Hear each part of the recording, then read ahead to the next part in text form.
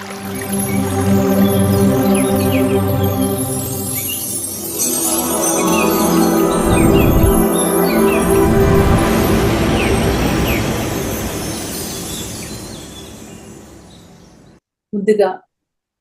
మన ప్రియతమ గురువు బ్రహ్మర్షి పితామహ పత్రిజీ మరియు స్వర్ణమాలమ్మ పాదాలకి ప్రణామాలు చేస్తూ ధ్యాన మిత్రులందరికీ కూడా ఆత్మ ప్రణామాలు. గత 3 రోజులుగా మనము మన గురువు అయినటువంటి శ్రీ శ్రీ శ్రీ సదానంద మహాయోగి గారి గురించి మనం చెప్పుకున్నాము. ఇవాల్టి రోజు మరి ఒక్కసారి మనం రిపీట్ చేసుకుందాము ముఖ్య అంశాల్ని. ఎందుకంటే ఒక గురువుతో ఎలా ఉండాలి, ఒక శిష్యుడుగా గురువు యొక్క ఎప్పుడైతే శిష్యుడు సిద్ధంగా ఉంటాడో గురువే ఆ శిష్యుణ్ణి ఎలా లాక్కుంటారు, ఆ బ్రహ్మ జ్ఞానాన్ని పొందడానికి శిష్యుడు ఏ రకంగా సిద్ధంగా ఉండాలి వంటి ఎన్నో అంశాలు మరి ఒక్కసారి మనం రిపీట్ చేసుకోవాల్సిన అవసరం ఉంది మిత్రులారా.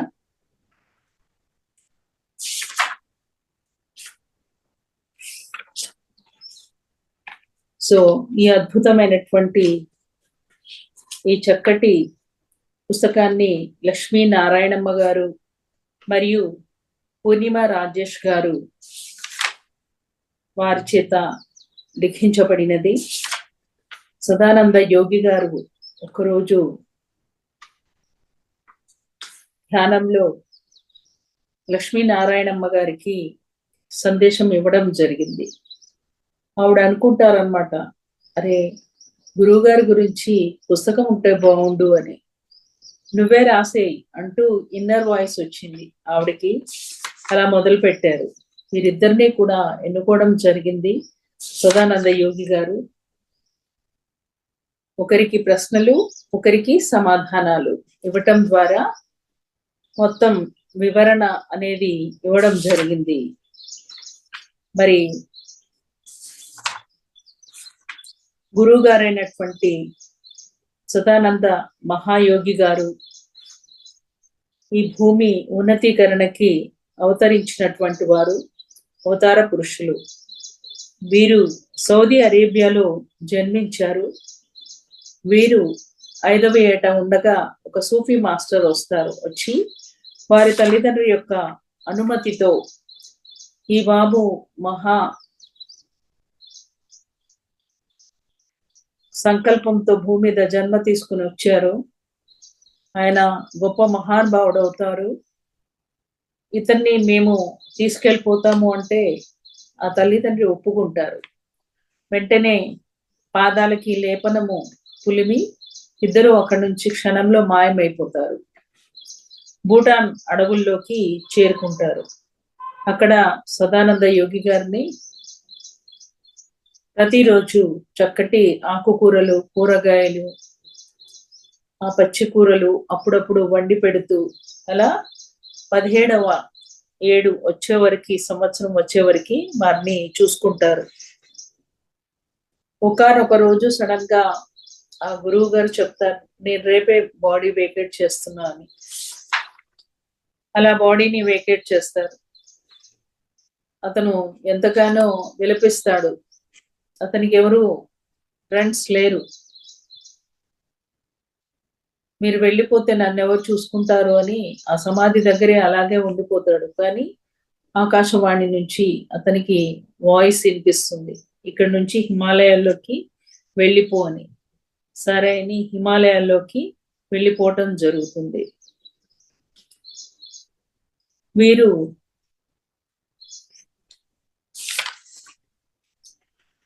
ఎంతో సాధన చేస్తారు. హిమాలయాల్లో కొన్ని సంవత్సరాల సాధన చేసిన తర్వాత ఆయనకి మళ్ళీ సందేశం వస్తుంది, సమాజంలోకి, జనాలోకాల్లోకి వెళ్ళండి, మీరు నేర్చుకున్న దాన్ని నేర్పించండి అని. అట్లా ఆయన మళ్ళీ సమాజంలోకి వస్తారు. వచ్చి భారతదేశం అంతా తిరుగుతారు. తిరిగినప్పుడు వారి నుంచి వరాలు పొందడమే మానవులు చేస్తుండేవారు, కానీ వారి నుంచి బ్రహ్మ జ్ఞానాన్ని పొందాలి అనే భావన ఎవరికీ ఉండేది కాదంట. ఆయన బాగా తప్పించేవారు. నేను వీళ్ళ కోరికలే తీర్చేవాడిగా ఉన్నప్పటికీ కూడా నేను చెప్పే జ్ఞానాన్ని వాడు సాధన చేయట్లేదు అని అనుకునేవారంట. సదానంద యోగి గారు చక్కటి సందేశాన్ని పొంది ఉన్నారు. బ్రహ్మజ్ఞాని ఎప్పుడు కూడా బాధపడకూడదని ఆ సూఫీ మాస్టర్ చెప్తారన్నమాట. లక్షల మందికి దారి చూపే స్థితిలో ఉండాలి బ్రహ్మజ్ఞాని అని. అలాగే వేల లక్షల మంది జీవితాల్ని బాగు చేయటానికి వచ్చాము అనేది ఎప్పుడు మర్చిపోకూడదు. నీవు బ్రహ్మజ్ఞానివి కావాలి అని ఆ సూఫీ మాస్టర్ ఎప్పటికప్పుడు ఇతనికి గుర్తు చేస్తూ ఉంటారు. అవి గుర్తు చేసుకుంటూ తాను మరి ఆ సంకల్పము ఆ లక్ష్యం మీదే ఉంటూ భూలోకం అంతా కూడా సంచరించడం మొదలు పెట్టారు. చివరగా ఆయన కర్నూలు చేరుకుంటారు. ఎంతో మంది దొంగ బాబాలు భారతదేశంలో బయలుదేరి ఉన్నారు. వారందరినీ నుండి సామాన్య ప్రజల్ని నువ్వు కాపాడాలి అని ఆ సూఫీ మాస్టర్ చెప్పిన మాటలు ఎప్పుడు కూడా గుర్తు తెచ్చుకుంటారు. కాకపోతే ఆ గురువు గారి పేరు ఎప్పుడు అడగలేదు అతను, వారికి కూడా తెలియదు అన్నమాట. 1917 ఏప్రిల్ 6 మధ్యాహ్నం 12 గంటలకి ఆయన తుది శ్వాస వదిలిపెట్టారు. ఎంత అద్భుతమైనటువంటి గురువుని తయారు చేసి. ఇక ఈయన ఎదురు చూస్తున్నారు ఎవరి కోసమని? ప్రియ శిష్యుడైనటువంటి పత్రి మహారాజ్ కోసం. ఎప్పుడైతే శిష్యుడు సిద్ధంగా ఉంటాడో అప్పుడు ఆ గురువే ఆ శిష్యుడిని లాక్కుంటారంట. ఒక సరి అయిన ఆధ్యాత్మిక గురువుని ఎలా ఎన్నుకోవాలి అనే ప్రశ్న వచ్చినప్పుడు సదానంద యోగి గారు ఏం చెప్తారంటే, శిష్యుడు కష్టపడక్కర్లేదు. ఎప్పుడైతే తాను సిద్ధంగా ఉంటాడో గురువే అతన్ని లాక్కుంటాడు. ఎలాగైతే పత్రి సార్ మిమ్మల్ని అందరినీ కూడా లాక్కున్నారో, మనమంతా ఎలా లాగబడ్డాము అనేది ఒక్కసారి గుర్తు తెచ్చుకుంటే తెలుస్తుంది. అయితే ఈ ఈ జన్మకి ఏం పని చెయ్యాలి అనేది పైలోకాల్లోనే ఒప్పందం జరిగింది అని చెప్తున్నారు. కొంత పూర్వజన్మ సుకృతం కూడా ఉంటుంది. ఇంకా భూమి మీదకి జన్మ తీసుకుని వచ్చేటప్పుడు మనం ఒప్పందం చేసుకుని వస్తాం. అందుకే ఎక్కడో సౌదీ అరేబియాలో ఉన్న నన్ను 5 సంవత్సరాల వయసు పిల్లవాడిగా ఉన్న నన్ను ఇంతటి వాడిని చేశారు అంటే దీని వెనకాల పెద్ద ప్రణాళిక ఉంటుంది. మరి తన గురువు గారి దగ్గర ఆయన నేర్చుకున్నవి ఏం చెప్తున్నారంటే, ప్రతి క్షణం గురువుని చూసుకునేవాడిని. గురువు గారు చెప్పిందే వేదంగా నేను ఉన్నాను. మనం కూడా అలాగే గురువు గారు ఏది చెప్తే అది వేదంలాగా స్వీకరించి దాన్ని పాటించాలి. ఎలా మాట్లాడాలి, ఎంత మాట్లాడాలి, ఏమి మాట్లాడాలి, ఏమి మాట్లాడకూడదు, ఎలా ఉండాలి, ఎలా జీవించాలి మొదలైనవన్నీ ఆయన చాలా నేర్చుకున్నారంట. మా గురువు గారు ఎప్పుడు నాకు ఎలాంటి షరతులు పెట్టలేదు అని చెప్తున్నారు. గురువులు ఎప్పుడు కూడా షరతులు పెట్టారు. ఎలా ఉండాలి అనేది మనకి చెప్తారు. పత్రి సార్ కూడా మనకు అన్ని నేర్పించారు. చేయి పట్టుకొని నడిపించారు మనల్ని. ఎలా చూడాలి, ఎలా చూడకూడదు, ఏం వినాలి, ఏం వినకూడదు, ఏం మాట్లాడాలి, ఎంత మాట్లాడాలి, ఎప్పుడు మాట్లాడాలి, ప్రతి విషయం మనకు నేర్పించడమే కాదు, ఎలాంటి ఆహారం తీసుకోవాలి, ఎలా వండాలి కూడా నేర్పించారు. కూరగాయలు కూడా ఎలా కట్ చేయాలి, ఒక ముక్క ఎంత ఉండాలి, ఉల్లిపాయలు ఎట్లా కోయాలి, ఏ కూరలోకి ఎలా కోయాలి, ప్రతిదీ కూడా మనకి చేయి పట్టుకుని దగ్గరుండి నేర్పించారు. అట్లా సదానంద యోగి గారు కూడా వారి గురువు నుంచి అన్ని తెలుసుకున్నారంట. 80 సంవత్సరాలు ఈయన చేసిన కఠోర సాధన కేవలము ఒక శిష్యుణ్ణి తయారు చేయడం కోసం, ఒక వజ్రాన్ని తయారు చేయడం కోసం. ఆ వజ్రం ఎవరో కాదు, మన పత్రి సార్. మరి హిమాలయాల్లో ఉన్నప్పుడు ఎంతో మంది యోగీశ్వర్లని ఆయన కలిశారు. రమణ మహర్షి, పరమహంస యోగానంద, లహరి మహాశయులు, కాశీరెడ్డి నాయన, ఎంతో మంది సత్పురుషుల్ని ఆయన హిమాలయాల్లో కలిశారంట. వీరంతా కూడా కఠోర సాధన చేసేవాళ్ళంట. మరి అలాంటి వారి యొక్క దర్శనం అందరికి లభించదు, బ్రహ్మజ్ఞానులకు మాత్రమే లభిస్తుంది అని చెప్తున్నారు. ముఖ్యంగా హిమాలయాల్లో ఆహారం గురించి చెప్తున్నారు. వారంతా పచ్చి ఆకుకూరలే తీసుకునేవారంట, అప్పుడప్పుడు మాత్రమే వంట చేసుకునేవారంట. మరి ఆ గడ్డ కట్టే చల్లో వాళ్ళు ఎలా ఉండేవాళ్ళంటే, మరి సూర్యనాడిని యాక్టివేట్ చేసుకుని వాళ్ళు ఉంటారు అనేది మనకు అర్థమవుతుంది. హిమాలయాలు ఎంతో మహిమాన్వితమైనవి అని చెప్తున్నారు. అణువు కూడా ఎంతో కూడా విశిష్టమైనది, అద్భుతమైనది అని. యాస్ట్రల్ గా అణువులోను ఎంతో మంది యోగులు ధ్యాన సాధన చేస్తూ ఉంటారు. ప్రతి అణువులో చూడగలిగితే యాస్ట్రల్ గా అంటే సూక్ష్మ రూపంలో వచ్చి కూడా అక్కడ ధ్యానం చేస్తూ ఉంటారంట. అయితే ప్రకృతి ఎంతో అద్భుతంగా ఉంటుంది. పోను పోను భూమి మీద అధర్మం పెరిగి పెచ్చరిల్లిపోతుంది. భూమిని ఎలా కాపాడాలి, అధర్మాన్ని ఎలా తగ్గించాలి, ఇలాంటి సత్సంగాలు ఎక్కువగా జరుగుతూ ఉండేవంట హిమాలయాల్లో. వాళ్ళంతా ఉన్నది ఈ లోక కళ్యాణం కోసమే. వాళ్ళు అక్కడ ఉన్నారు కాబట్టి ఇవాళ రోజు భూమి ఇంత అధర్మంలో కూడా ఆగగలిగింది అంటే కారణం వారు చేసేటటువంటి తపోశక్తి అలాంటిది. హిమాలయాల్లో కొంతమంది యోగులు వస్త్రాధారణ ఏమీ లేకుండా ఉంటారు. వీరు 4 దిక్కుల్ని 4 ఆభరణాలుగా చేసుకుని ధ్యానం చేస్తూ ఉంటారు. తక్కువ వస్త్రాలు వేసుకుని ఉంటారు. కొందరేమో గుండు గీయించుకుని ఉంటే, కొంతమంది కాషాయ వస్త్రాలు ధరించడం అలా ఉంటారు. సదానంద యోగి గారు మాత్రం ధవళ వస్త్రాలు అంటే తెల్లని వస్త్రాలు ఆయన ధరించారంట. మహావతార్ బాబాజీ యొక్క సందేశాన్ని ఆయన తీసుకుని ఉన్నారు. ఆ రోజుల్లో ఆయన మహావతార్ బాబాజీ నుండి శ్వాస మీద ధ్యాస అనే ధ్యానాన్ని నేర్చుకున్నారు. నువ్వు వెళ్ళి ఈ ధ్యానాన్ని అందరికీ తెలియచెప్పు అన్నారు. సులభమైన పద్ధతి ఇది, మూగ జీవాల్ని రక్షించమని చెప్పారు. భారతదేశం అంతా తిరిగి శ్వాస మీద ధ్యాస ధ్యాన ప్రచారం చెయ్యని పంపించారు ఆయన్ని. సో అలా ఆయన తిరగటం మొదలు పెట్టారు. భారతదేశం అంతా కూడా ఆయన ధ్యానం చెప్పడానికి బయలుదేరినప్పుడు ఈ ప్రజలంతా కూడా ఎంత ధర్మ మార్గంలో ఉన్నారు అంటే, వారి మాయనే మనల్ని కప్పేసే విధంగా అంత తీవ్రంగా ఉందంట.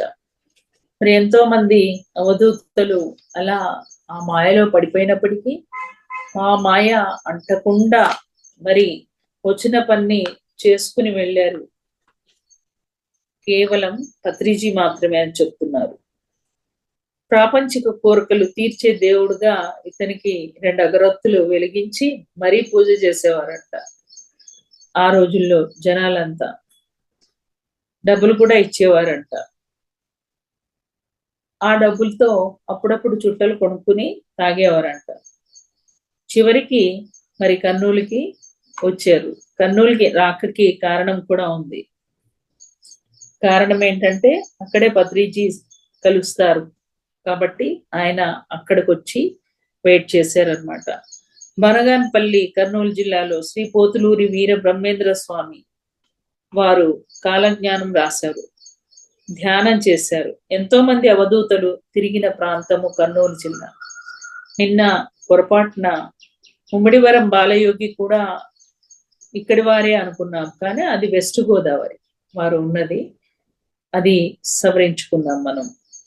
కర్నూలు జిల్లా వారికి ధ్యానం చెప్తే సులభంగా త్వరగా అర్థం చేసుకుంటారని కర్నూలు వచ్చారు. కర్నూలు వచ్చే ముందు రేగడ గూడూరు వెళ్ళి అక్కడ లింగయ్య అనే గొప్ప శిష్యుణ్ణి కలిశారు ఆయన. ఆయన కూడా గొప్ప అవధూత.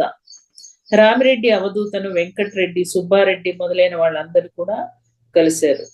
పత్రి నా ప్రియ శిష్యుడు. అతను ఇప్పుడు ఏ ఏ ప్రదేశాల్లో తిరుగుతున్నాడో గతంలో ఆ ప్రదేశాలన్నీ కూడా వీరు తిరిగి ఆ బీజాల్ని నాటారనమాట. కోరికలు తీరిన వారు కొత్త కోరికలు కోరుతూ ఉండేవాడు, కానీ ధ్యానంలోకి మాత్రం వచ్చేవారు కాదు. ఇదే ఆయనకి బాధగా ఉండేది. 1975 కన్నా 2-3 సంవత్సరాల ముందు నుంచే ఆయన లాడ్జిలో ఉండి శ్రీ రాఘవేంద్ర లాడ్జ్ కర్నూలులో ఎదురు చూస్తూ ఉండేవారంట. అంతకు ముందేమో ఎప్పుడు ఒక స్థిరంగా ఒక చోట ఉండేవారు కాదు, తిరుగుతూ ఉండేవారు. చిన్న చీకటి గది ఉండేది. ఒక నులక మంచం మీద ఎప్పుడు అక్కడే పడుకుని శిష్యుడి కోసం ఎదురు చూస్తూ ఉండేవారంట. ఈయన ఎక్కువగా శ్వాసాహారం తీసుకుంటూ అప్పుడప్పుడు చుట్ట కాలుస్తూ ఉండేవారంట, ఛాయ్ తాగుతూ ఉండేవారు. ఈయనని ఎవరు పట్టించుకోలేదంట ఆ లాడ్జిలో ఉన్నప్పుడు. అంతటి మహానుభావుడు అక్కడ ఉన్నాడు అంటే ఎవరు పట్టించుకోలేదంట. ఎవరో పిచ్చివాళ్ళలాగా ఉన్నాడు, ముసలివాడు అనుకున్నారంట. ఎవరు కూడా అడగలేదంట. కానీ ఒక్క పత్రిజీ మాత్రమే వీరి దగ్గరికి బ్రహ్మజ్ఞానం కావాలి అని అడగడానికి వచ్చారంట. ఎవరు కూడా వీరిని అడగలేదంట.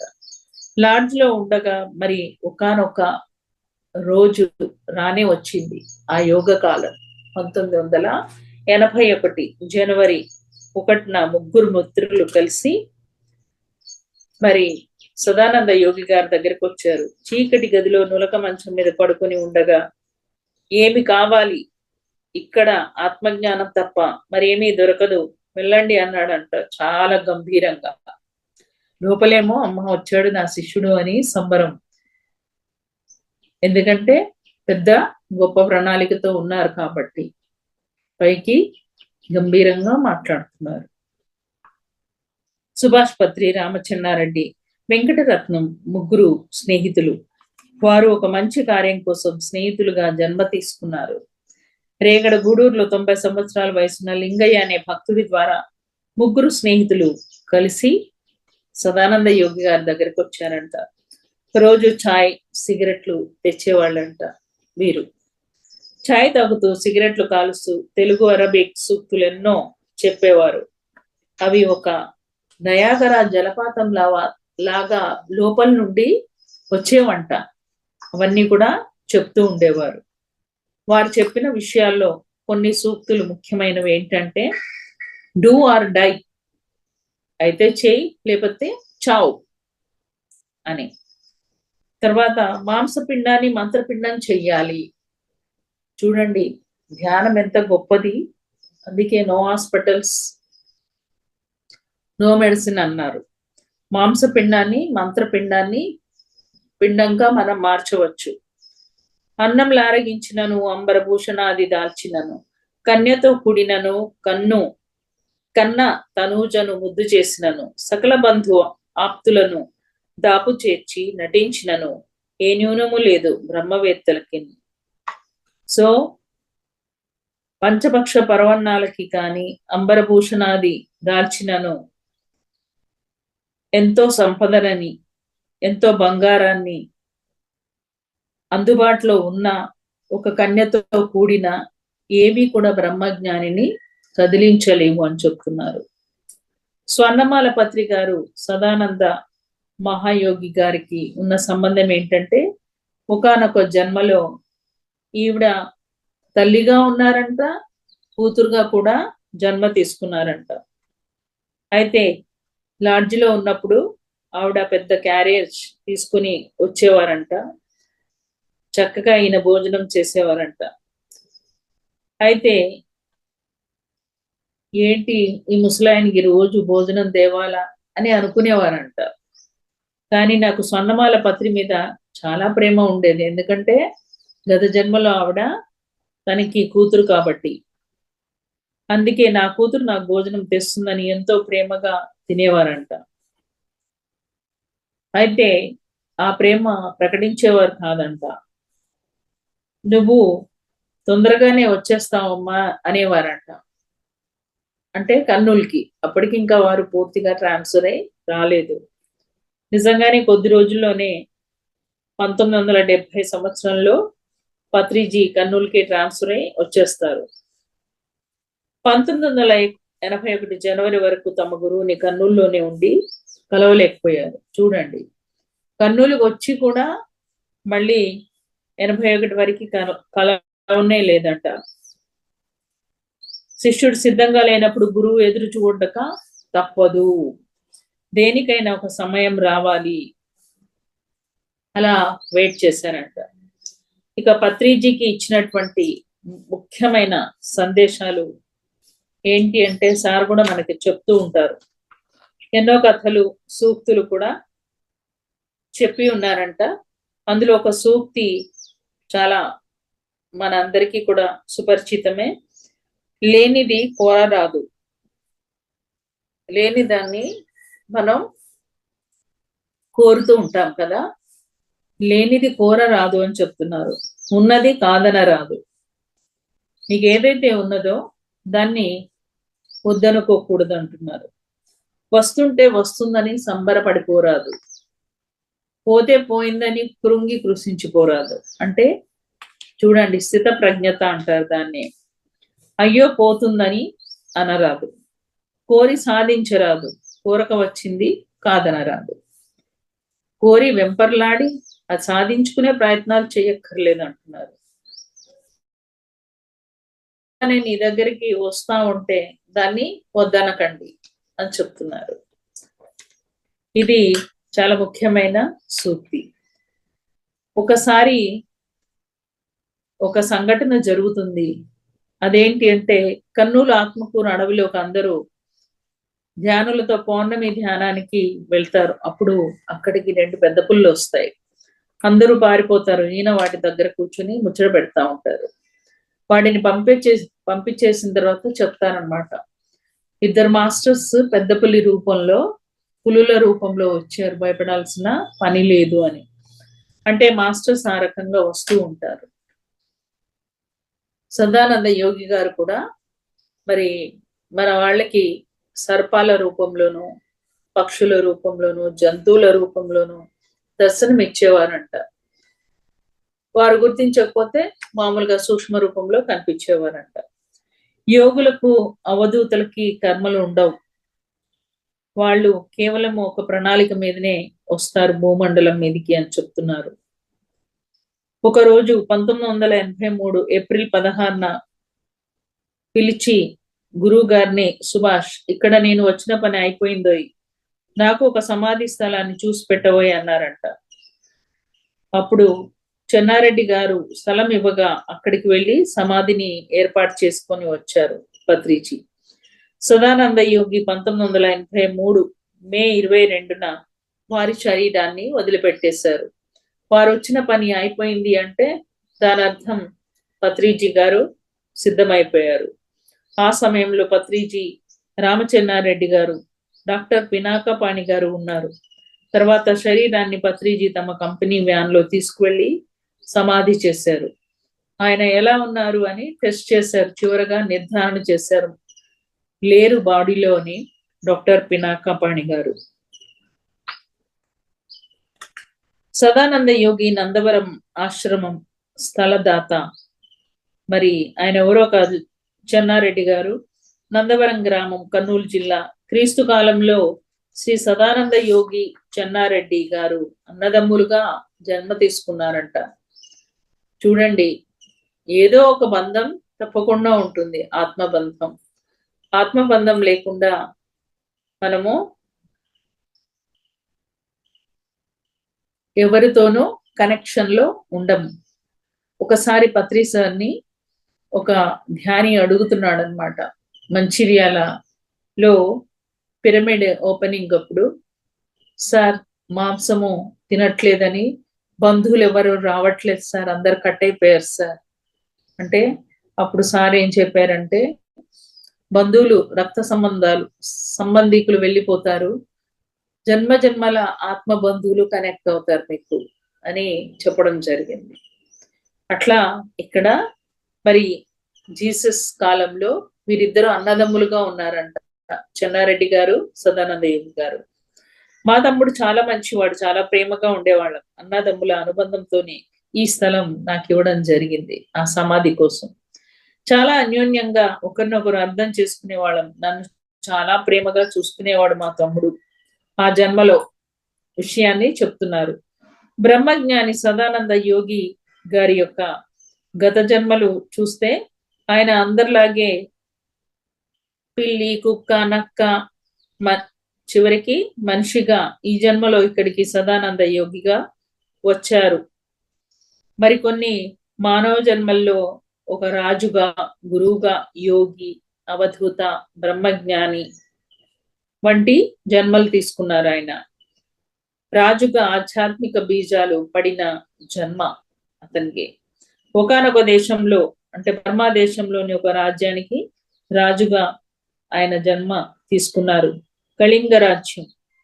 అప్పుడు రాజుగా వారి పేరు లింగమయ్య, రాణి కాంచన, కళింగమాత, కూతురు వల్లీదేవి యువరాణి, ఎవరో కాదు మన స్వర్ణమాల అమ్మ, కుమారుడు లింగరాజు. కాలము అది క్రీస్తు కాలము. జీవిత కాలం 95 సంవత్సరాలు బ్రతికారంట. అప్పుడు 50 సంవత్సరాలు రాజ్యపాలన చేశారు. దేశానికి రాజుగా ఉన్నప్పుడు చాలా గొప్ప శివభక్తుడుగా ఉన్నారంట. మహాశివుణ్ణి నిత్యం ఆరాధించేవారు. మహాశివుడికి ఆయన గుడి కట్టించారు. సగం జీవిత కాలం మామూలు రాజుగా పరిపాలన జరిగినప్పటికీ మిగతా సగం జీవితం ఆధ్యాత్మిక వైపుకి ఆయన పరిపాలన గావించారు. పురోహితులు, కవులు ఆధ్యాత్మిక సలహాలు ఇచ్చేవారంట. ప్రజలకి మేలు కలిగించే సలహాలు స్వీకరించి వారికి ఎన్నో సౌకర్యాలు కలిగించేవారు. ఏ పని చేస్తే కర్మలు అంటుకోమో అలాంటి సలహాలు ఒక విధంగా శ్రీకృష్ణ పరమాత్మ అర్జునుడికి ఇచ్చినట్లు కళింగ రాజ్యంలో బౌద్ధ మతం ఉంది. కాబట్టి ఆధ్యాత్మిక సలహాదారుల నుంచి సలహాలు స్వీకరించి మంచి ఆధ్యాత్మిక పరిపాలన కావించారు. ఈ జన్మలోని ఆధ్యాత్మిక సాధన మొదలై కఠోర సాధన చేశారంట. నాటకాలు వేసేవారంట, గుర్ర పందాలు ఆడేవాళ్ళంట, కోలాటం ఆడేవాళ్ళంట. ఆ రోజుల్లో కర్రసం నేర్చుకున్నారంట. ఇవన్నీ కూడా ప్రజల్లో ఉండేవి ఎక్కువగా. రాజుగా ఉన్నప్పుడు కూడా ఆయన శాకాహారమే తీసుకున్నారంట. కవులు, పురోహితుల సలహాల మేరకు శాకాహారం తీసుకుంటూ ఘోర తపస్సు, శ్వాస ఆహారం కూడా తీసుకున్నారంట. అంటే ఆహార పదార్థాలు తినకుండా శ్వాసని ఆహారంగా స్వీకరించారు. రాజుగా ఉన్నప్పుడే తపస్సు చేసి అక్కడి నుంచి తన యొక్క స్థితిని మార్చుకుంటూ వచ్చారు. జంతు బలులు కూడా ఉండేవంట ఆ రోజుల్లో. ఆ కాలంలో జంతు బలులు ఉండేవి. ఇప్పుడు ప్రతి పత్రిజీ ఎలా చెప్తున్నారో చేయకూడదు జంతు బలులని, ఆ రోజుల్లో వారు కూడా అలా ప్రచారం చేశారంట.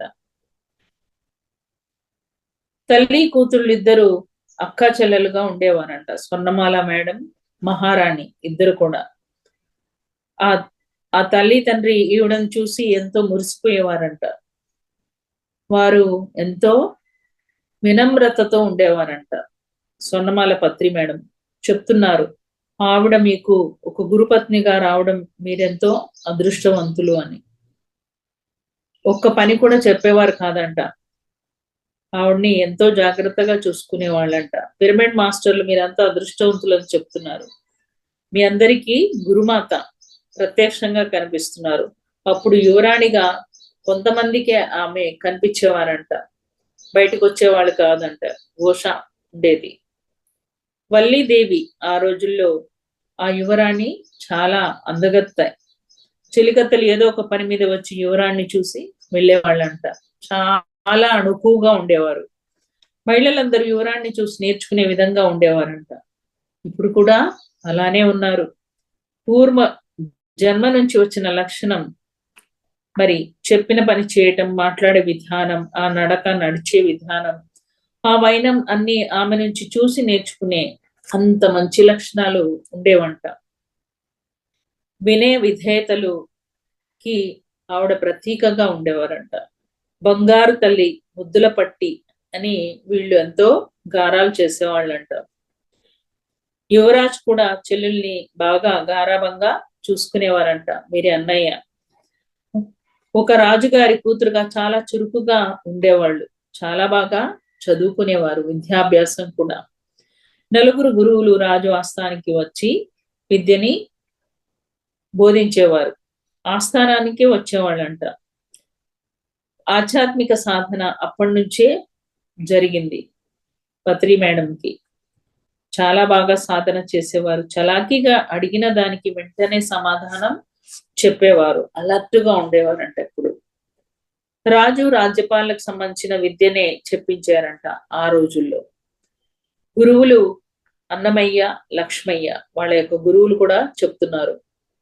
యువరాణిగా ఉన్నప్పుడు గుర్రపు స్వారీ, కత్తిసాము, యుద్ధాలు వంటి విద్యలేవి కూడా యువరానికి నేర్పించలేదంట. ఎందుకంటే తనకు ఏ చిన్న దెబ్బ తగిలినా వీళ్ళు విలవిలలా ఆడిపోయేవారంట, అంత గారాభంగా చూసుకున్నారంట. మరి మహారాజుగా ఉన్నప్పుడే ఆయన ఎన్నో దాన ధర్మాలు చేశారు. పేదలకి అన్నదానం, వస్త్రదానం మొదలైనవెన్నో దానాలు చేశారు ఆయన. ఒకానొక జన్మలో ద్వారకానాథ్ గారికి గురువుగా కూడా ఉన్నారంట. ద్వారకానాథ్ గారు అంటే ఇప్పుడు స్వర్ణమాల అమ్మ యొక్క తమ్ముడు అన్నమాట, సోదరుడు. జీసస్ కి కూడా గురువుగా ఉన్నారంట. జీసస్ కి గురువుగా ఒకానొక జన్మ తీసుకున్నారు. జాన్ ద బాప్టిస్ట్ జీసస్ గురువు పేరు. జీసస్ కాలంలో వారికి గురువుగా ఉన్నారు, పేరు జాన్ ద బాప్టిస్ట్. గురు శిష్యులు ఎంతో ప్రేమగా ఉండేవారంట, కులమత భేదం లేకుండా అంతా ఒక్కటే అని ప్రజలకి తెలియజేయడానికి పంపించారు. శిష్యుడిగా కానీ యేసు ప్రభువుకు కూడా మాయను అంటగట్టి ఒక మతానికి గుర్తుగా మార్చేశారు. చూడండి, అవధూతలుగా వీళ్ళందరినీ పరిమార్చడానికి వచ్చిన వాళ్ళని సైతం ఒక మతానికి కట్టేశారన్నమాట. మరి ఒకానొక జన్మలో అవధూతగా కూడా వచ్చారు ఈ భూమండలం మీదకి సదానంద యోగ గారు, పేరు బుచ్చయ్య. ఈయన అవధూతగా వచ్చినప్పుడు జీవితకాలం సుమారు 93 సంవత్సరాలు ఆయన ఉన్నారంట. 60 సంవత్సరాల దాకా భూమి మీద అంటే హిమాలయాల్లో కలిపి ధ్యాన సాధన చేశారు. 10 నుండి 20 మంది అవధూతులు కలిపి ఒక గురువు ఉంటారంట. మూగ జీవాల్ని ఎలా కాపాడాలి, ఇలాంటి చర్చలు, సజ్జన సాంగత్యాలు బాగా జరిగేవంట. అందరిలోకి బుచ్చయ్య గారికి ప్రాముఖ్యతనిచ్చేవారంట గురువు గారు. హిమాలయాల్లో లాహిరి మహాశైలు మొదలగు ఎందరో యోగులు ఉండేవారు. అక్కడ ప్రకృతి ఎంతో అద్భుతంగా ఉండేది అని చెప్తున్నారు. మరి కర్నూలు జిల్లా యోగులు, అవధూతలు తిరిగి ధ్యానం చేసిన స్థలం, అందుకే ఇది పుణ్యభూమి ఈ కర్నూలు అని చెప్తున్నారు. అవధూతగా ఉన్నప్పుడు ఆయన ఎంతో మౌనంగా ఉండేవారంట, ప్రజలకి సందేశాలు ఏమీ ఇచ్చేవారు కాదంట.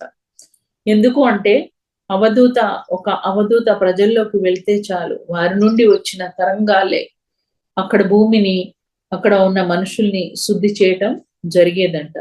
అందుకని అవధూతలు ఎక్కువగా మాట్లాడరు, మౌనంగా ఉంటారు, కానీ తిరుగుతూ ఉంటారు. సదానంద యోగి గారు అలాంటి జన్మ తీసుకున్నారు. బ్రహ్మజ్ఞానిగా ఉన్నప్పుడు, అవధూతగా వచ్చినప్పుడు ఆశ్రమాలేమి ఆయన స్థాపించలేదు. ఒక చిన్న ఊరిపాకలోనే ఆయన ఉండడం జరిగింది. ఆయన దగ్గరికి అందరూ వచ్చేవాళ్ళంట. కానీ ఈ అవధూతలు చూడడానికి పిచ్చివాళ్లలాగా కనిపిస్తూ ఉంటారు. ఆదిశంకరాచార్యులు కూడా ఒక మంచి ఆధ్యాత్మికవేత్త, ఒక మంచి రచయిత. ఆయన అందించిన ప్రవచనాలు, బోధనలు చాలా మంది జీవితాలకు వెలుగునిచ్చాయి. చాలా మంది మంచిగా మారారు, ఆధ్యాత్మికవేత్తలకు కూడా ఉపయోగపడ్డాయి. నేను ఆయన ప్రవచనాలు ఏవి చదవలేదు, ఎందుకంటే ఆ పుస్తకాల్లో ఏముందో నాకు తెలుసు కాబట్టి. నేను బ్రహ్మజ్ఞాన్ని, అవి నాకు అంతో ఎంతో ఉపయోగపడ్డాయి. పరమహంస యోగానందం కూడా కలిశారంట. నేను పోటీపడి ధ్యాన సాధన చేసేవాళ్ళం మేమిద్దరం అని చెప్తున్నారు. సుహృద్భావ వాతావరణం ఉండేది మా ఇద్దరి మధ్య అని చెప్తున్నారు. పోతులూరి వీర బ్రహ్మేంద్ర స్వామి గారు ఒకానొక జన్మలో వీరికి గురువుగా ఉన్నారంట. అందుకే నేను నందవరం వచ్చానని చెప్తున్నారు. అలాగే కాశిరెడ్డి నాయన గారిని కూడా కలిశారు ఈయన. 1970వ సంవత్సరంలో వీరితో సత్యలోకంలోనే పరిచయం ఉండేదంట. భూమి మీద జీవించి ఉన్నప్పుడు యాస్ట్రల్ గా భౌతికంగాను ఒకసారి కలుసుకున్నారంట. నా ప్రియ శిష్యుడు పత్రి వస్తాడు, ఆయనకి మీరు సహకరించండి అని చెప్పారంట. అన్నట్లుగానే పిరమిడ్లు కట్టించడంలో కాశిరెడ్డి గారు సహకరించారు. స్వామి వివేకానందను కూడా కలిశారంట. మహావతార్ బాబాజీ సందేశము సంసారంలోని నిర్వాణం. పత్రి సార్ కూడా మనకు అదే చెప్పారు. తల్లి, తండ్రి, భార్య, పిల్లలు వీళ్ళెవరిని వదిలి మనం సాధన కోసం ఎక్కడికో హిమాలయాల్లోకి వెళ్ళాల్సిన పని లేదు అని తెలియచెప్పారు. క్షమించండి. తల్లిదండ్రులు పిల్లల్ని పెళ్లి చేసుకోకుండా సన్యాసులుగా చేయటం ఇష్టం లేదని ఆధ్యాత్మికతలోనికి పంపేవారు కాదు ఆ రోజుల్లో. అలాంటి సన్యాసం అవసరం లేదని తెలియచెప్పారు. మరి బ్రహ్మజ్ఞాని అని ఎవరిని అంటారు అంటే, అన్ని లోకాల గురించిన జ్ఞానం తెలుసుకోవటం. బ్రహ్మజ్ఞానులు సృష్టికర్తలు. బ్రహ్మజ్ఞానానికి ఏదైనా సాధ్యమే. బ్రహ్మజ్ఞానులు ఇచ్ఛామరణం పొందుతారు. ఆ రకంగా ఉంటారు బ్రహ్మజ్ఞానులు అంటున్నారు. మరి ఎలా తయారవుతారు వీళ్ళు? వీళ్ళు చేసే కఠోర సాధన సంసారంలో నిర్మాణంగా ఉంటూ మాట మీద ఎరుకతో అన్యాయం చేయకుండా, ఎలాంటి కర్మలు అంటించుకోకుండా ధ్యానం చేస్తూ, ధ్యాన ప్రచారం చేస్తూ అప్రయత్నంగా ఉన్నత జన్మలు తీసుకుంటూ బ్రహ్మజ్ఞాని అవుతారు అప్రయత్నంగా. సాధారణ మానవులకి అంత సులభం కాదు. బ్రహ్మజ్ఞాని అవ్వాలంటే గురువు సహకారం ఖచ్చితంగా కావాలి అని చెప్తున్నారు. మీకు పత్రి సందర్భానుసారంగా ఎన్నో సూక్తులు చెప్తుంటారు కదా. 1,00,000 పుస్తకాలు చదివి గుర్తుంచుకోగలరా? ఎక్కడైనా ఎప్పుడైనా పద్యాలు ఆగి చెప్పరా? ఆగి చెప్పారు ఎప్పుడైనా? లేదు. పత్రి సార్ నోరు గళం విప్పారంటే ఆ జ్ఞానము అట్లా వచ్చేదన్నమాట. అదే చెప్తున్నారు. నా ఆధ్యాత్మిక జీవితం, కుటుంబ సభ్యుల సహకారం చాలా బాగుండేది. చాలా జన్మల్లో పెళ్లి చేసుకోలేదంటారు మీరు. ఏవో కొన్ని జన్మల్లో పెళ్లి చేసుకున్నారంట. వాటిలో కుటుంబ సభ్యుల సహకారం చాలా బాగా ఉండేది. కఠోర సాధన చేసి జన్మలు తగ్గించుకుని బ్రహ్మజ్ఞానిగా ఆయన మారిపోయారు. వారు అరబిక్, తెలుగు, ఉర్దూ మాట్లాడిన సంస్కృత శ్లోకాలు అనర్గళంగా వచ్చేవంట. చూడండి, నేర్చుకోకపోయినా ఆత్మజ్ఞానము అలా ఉంటుంది. దాన్ని అంటారు ఆత్మవిద్య అని. మీరు బ్రహ్మజ్ఞానులు భూమి మీద ఉన్న ప్రజల బుద్ధిని మార్చవచ్చు కదా అని అంటే, బ్రహ్మజ్ఞాని మరి చెప్పంగానే అక్కడ అవతల వాళ్ళు మారరు. మనం వెళ్ళి అక్కడ ఉండాలి. ఉండడం ద్వారా వారి నుండి వచ్చే తరంగాలు వారిని మార్చేస్తాయి. ముఖ్యంగా ఎవరిని వారే ఉద్ధరించుకోవాలి అనేది చెప్తున్నారు. ఎప్పుడు కూడా మార్చడం, ఎవరు ఎవరిని మార్చరు. అపోదిపోభవ, ఎవరిని వాళ్లే ఉద్ధరించుకోవాలి. అందుకు సహకరిస్తారు గురువులు అనేవాళ్ళు అని చెప్తున్నారు. మరి వీరి యొక్క ఆధ్యాత్మిక ప్రయాణంలో సగం సమయం మౌనంగా ఉన్నారంట. ఎక్కువగా మాట్లాడేవాళ్ళు కాదు. ఈయన ఏ పుస్తకాలు చదవలేదు, కానీ ఆ జ్ఞానమంతా ఆయనకి వచ్చు. ఈయన ఆధ్యాత్మిక ప్రయాణంలో వీరికి ఎవరు ఫ్రెండ్స్ లేరు.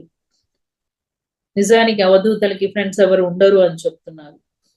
కానీ వీళ్ళు వాళ్ళలో వాళ్ళు మాట్లాడుకుంటూ సజ్జన సాంగత్యం చేస్తూ కనిపిస్తారు చూసే వాళ్ళకి. అంటే చుట్టూ ఎవరు ఉండరు, కానీ పైలోకాల వాసులతో వీళ్ళు కనెక్షన్ లో ఉంటారు. అక్కడ జరిగేది అది.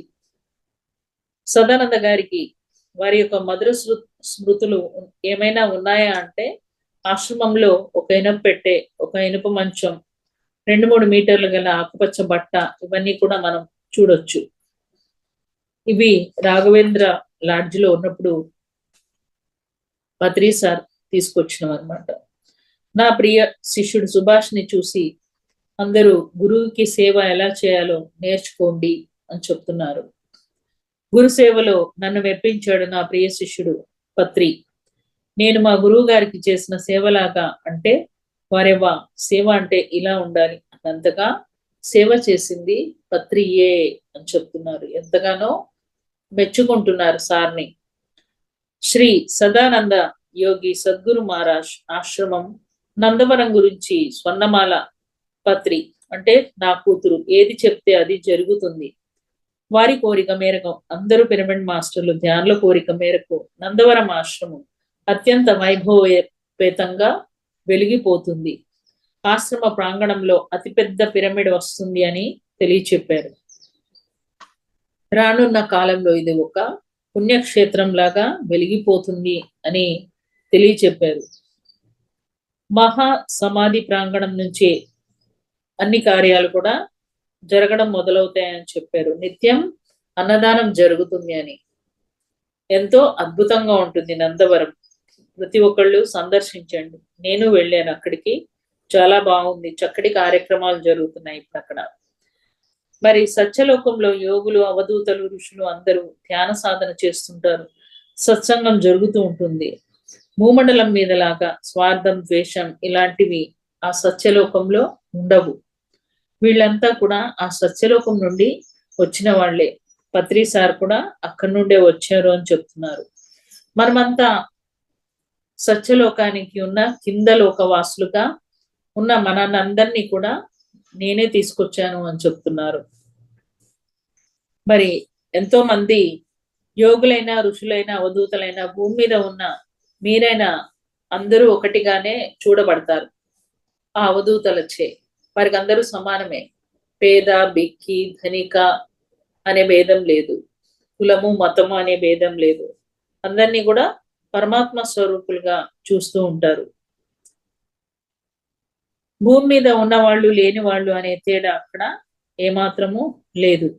భూమి మీద హింస ఎంత ఎక్కువగా ఉంది, అది తగ్గించాలని అనిపించినప్పుడు సత్యలోకం నుండి మా లాంటి వాళ్ళు జన్మ తీసుకుంటారు భూమి మీదకి, అందుకోసమే వస్తారని చెప్తున్నారు. ఇక బాబాజీ గారు శివ పరమాత్మ అంశ అంటే పరమశివుడు.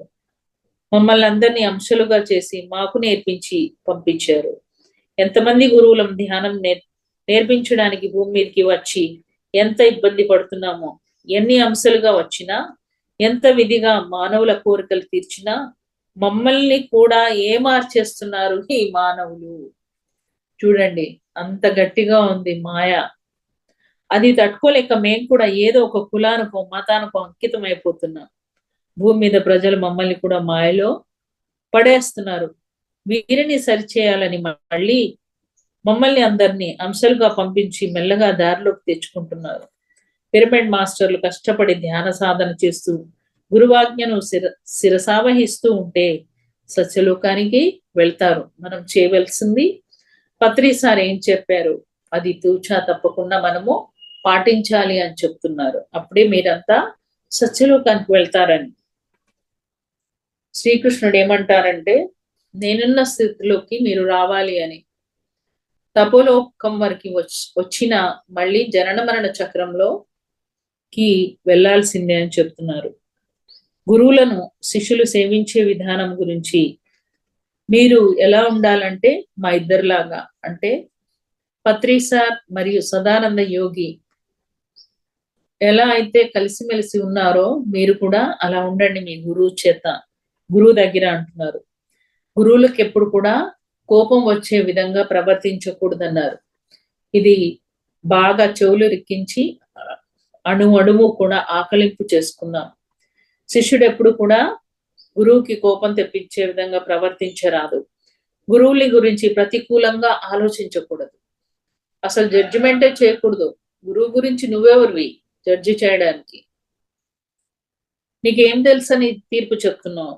వారు తిట్టినా కొట్టినా సరే శిష్యుడిని దారిలో పెట్టడానికి అలా చేస్తారు అనేది గుర్తు పెట్టుకోవాలి. నాలో ఏదో చెడును తీసేయడానికి అలా ప్రవర్తించారు గురువులు అనుకోవాలి. నిజంగానే చాలా సార్లు సార్ ఎంతో మందిని కొట్టారు. అలా దెబ్బలు పడిన వాళ్ళు వాళ్ళ అనుభవాలు చెప్పేవాళ్ళు అనమాట.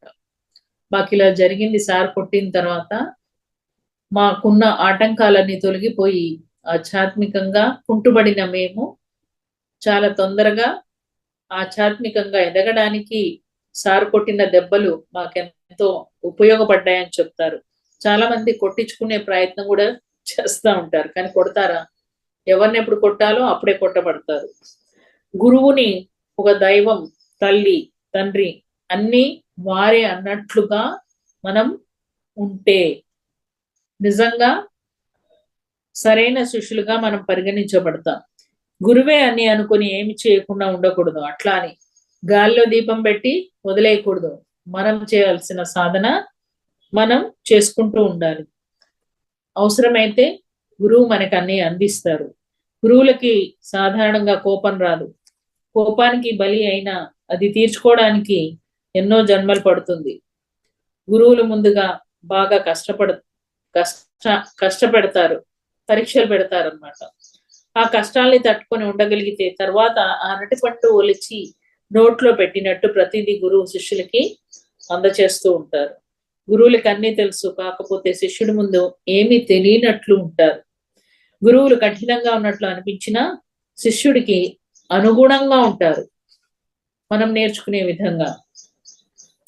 పత్రి సార్ ఎలా ఉంటారో మనందరికీ తెలుసు కదా. ఎవరికైనా గురువులు అలాగే ఉంటారు. సరైన ఆధ్యాత్మిక గురువుని శిష్యుడు ఎప్పుడు కూడా సరైన ఆధ్యాత్మిక గురువుని గుర్తించడం కష్టం. ఎప్పుడైతే శిష్యుడు సిద్ధంగా ఉంటాడో అప్పుడు ఆ గురువే మనల్ని లాక్కుంటారు. గురువుకి శిష్యులు అందరూ ఎప్పుడు సమానమే. వారికి వైవిధ్యత అనేది ఉండదు. ఒకళ్ళ మీద ప్రేమ, ఒకళ్ళ మీద తక్కువ ప్రేమ అట్లా ఉండదు. శిష్యుడి యొక్క స్థితిని బట్టి ఎవరికి ఏది తగినదిగా ఉంటే దాన్ని అందిస్తూ ఉంటారు. మరి గురువులు సమాచారం అందించడానికి సిద్ధంగా ఉంటారు, కానీ శిష్యులే అరగంట, 1 గంట ధ్యాన సాధన చేసి అందుకోలేకపోతున్నాం మనం. మరి గురువు సిద్ధంగా ఉంటారంట మనకు ఎంతో ఇవ్వడానికి. మనమే సాధన సరిగా చేయట్లేదు అని చెప్తున్నాం. సాధనంలోనే పనులు సమకూరుతాయి ఈ ధరలోన అని చెప్తున్నారు. గురువులు సమాచారం విశ్వం కోసం అందిస్తారు. అది అందుకోవాలంటే మనకు అర్హత ఉండాలి. సహజంగా గురువుకి మరి కోపం రాదు. కొన్నిసార్లు కోపం వచ్చినట్టు నటిస్తారు కూడా. కొన్నిసార్లు శిష్యులు ఎన్ని తప్పులు చేసినా సరైన దారిలో పెట్టడానికే చూస్తారు. ఒకవేళ వారు వినలేకపోతే వదిలేస్తారు. గురువు పని ఎప్పుడు శిష్యుల్ని దారిలో పెట్టడమే. గురువు శిష్యుల్ని ఎప్పుడు వదిలివేయరు. పారిపోవడానికి శిష్యులే ప్రయత్నిస్తారు. గురువులు వదిలే ప్రసక్తే లేదు. గురువులు పెట్టిన పరీక్షలకి తట్టుకొని నిలబడినప్పుడు మాత్రమే శిష్యుడి జీవితం ధన్యమవుతుంది.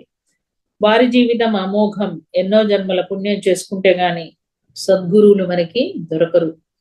సో ఇవాళ రోజు మనమంతా ఇలా ఉన్నామంటే అదృష్టవంతులం. మన పూర్వజన్మ సుకృతం. గురువుని ఎరుకతో కనిపెట్టుకొని ఉండాలి. గురువు చెప్పిందే వేదం.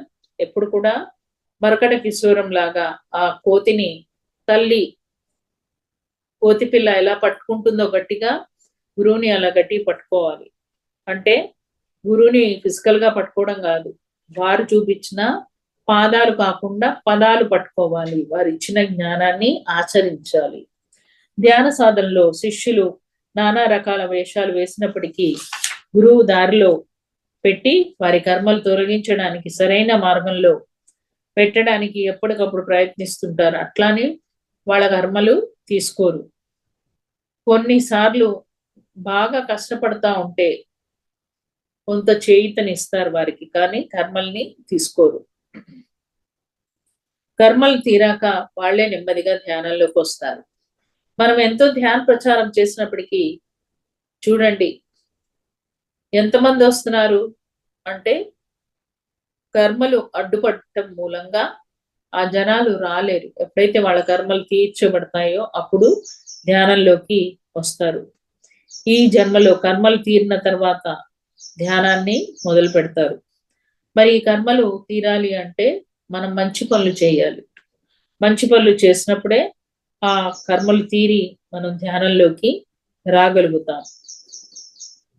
కఠోర ధ్యాన సాధన మొదలు పెడితే వాడు ఉన్నత స్థాయికి ఎదగవచ్చు. పూర్వజన్మ సాధన చేసి ఉన్నప్పుడు వాడు ఈ జన్మలో సాధన మొదలుపెట్టి ఏవైనా పూర్వజన్మ కర్మలు తీర్చుకుని ఉన్నత స్థితికి వెళ్ళగలడు.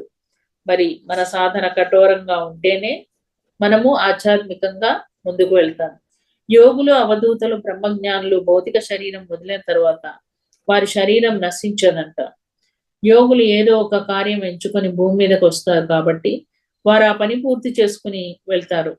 వారు మామూలు మానవునిలాగా శరీరం వదిలేసినట్లు నటిస్తారు, కానీ భౌతిక శరీరం చెడిపోదు, అలాగే ఉంటుంది. శ్వాస ఆగిపో అనగానే వారి శ్వాస ఆగి భౌతిక శరీరాన్ని వదిలేస్తారు. ఎంత సింపుల్ గా చూడండి. యోగులు, అవధూతలు, బ్రహ్మజ్ఞానులకు ఏదైనా సాధ్యమే. జీవ సమాధి అయిన యోగుల శరీరాలు తుది శ్వాస విడిచేటప్పుడు ఎలా ఉంటాయో అలానే ఉంటాయి, చెడిపోవు. సమాధులను దర్శించుకున్నప్పుడు మనం నడిచేది, ఎవరు వచ్చేది, ఏమి చేసేది కూడా వారికి తెలుస్తుంటుంది. అన్ని వింటారు, అన్ని చూస్తారు. అందుకే యోగుల సమాధుల్ని సందర్శించి అక్కడ ధ్యానం చేస్తే చాలా శక్తి మనం పొందవచ్చు. అందుకే ఇప్పటికీ శక్తి స్థల్లో, నందవరంలో ధ్యానం చేసినప్పుడు అవన్నీ మనకి అనుభవాలు ఉన్నాయి. సాధన ద్వారా వారి స్థితి త్వరగా పెరిగి ఉన్నత స్థితికి చేరుకుంటారు.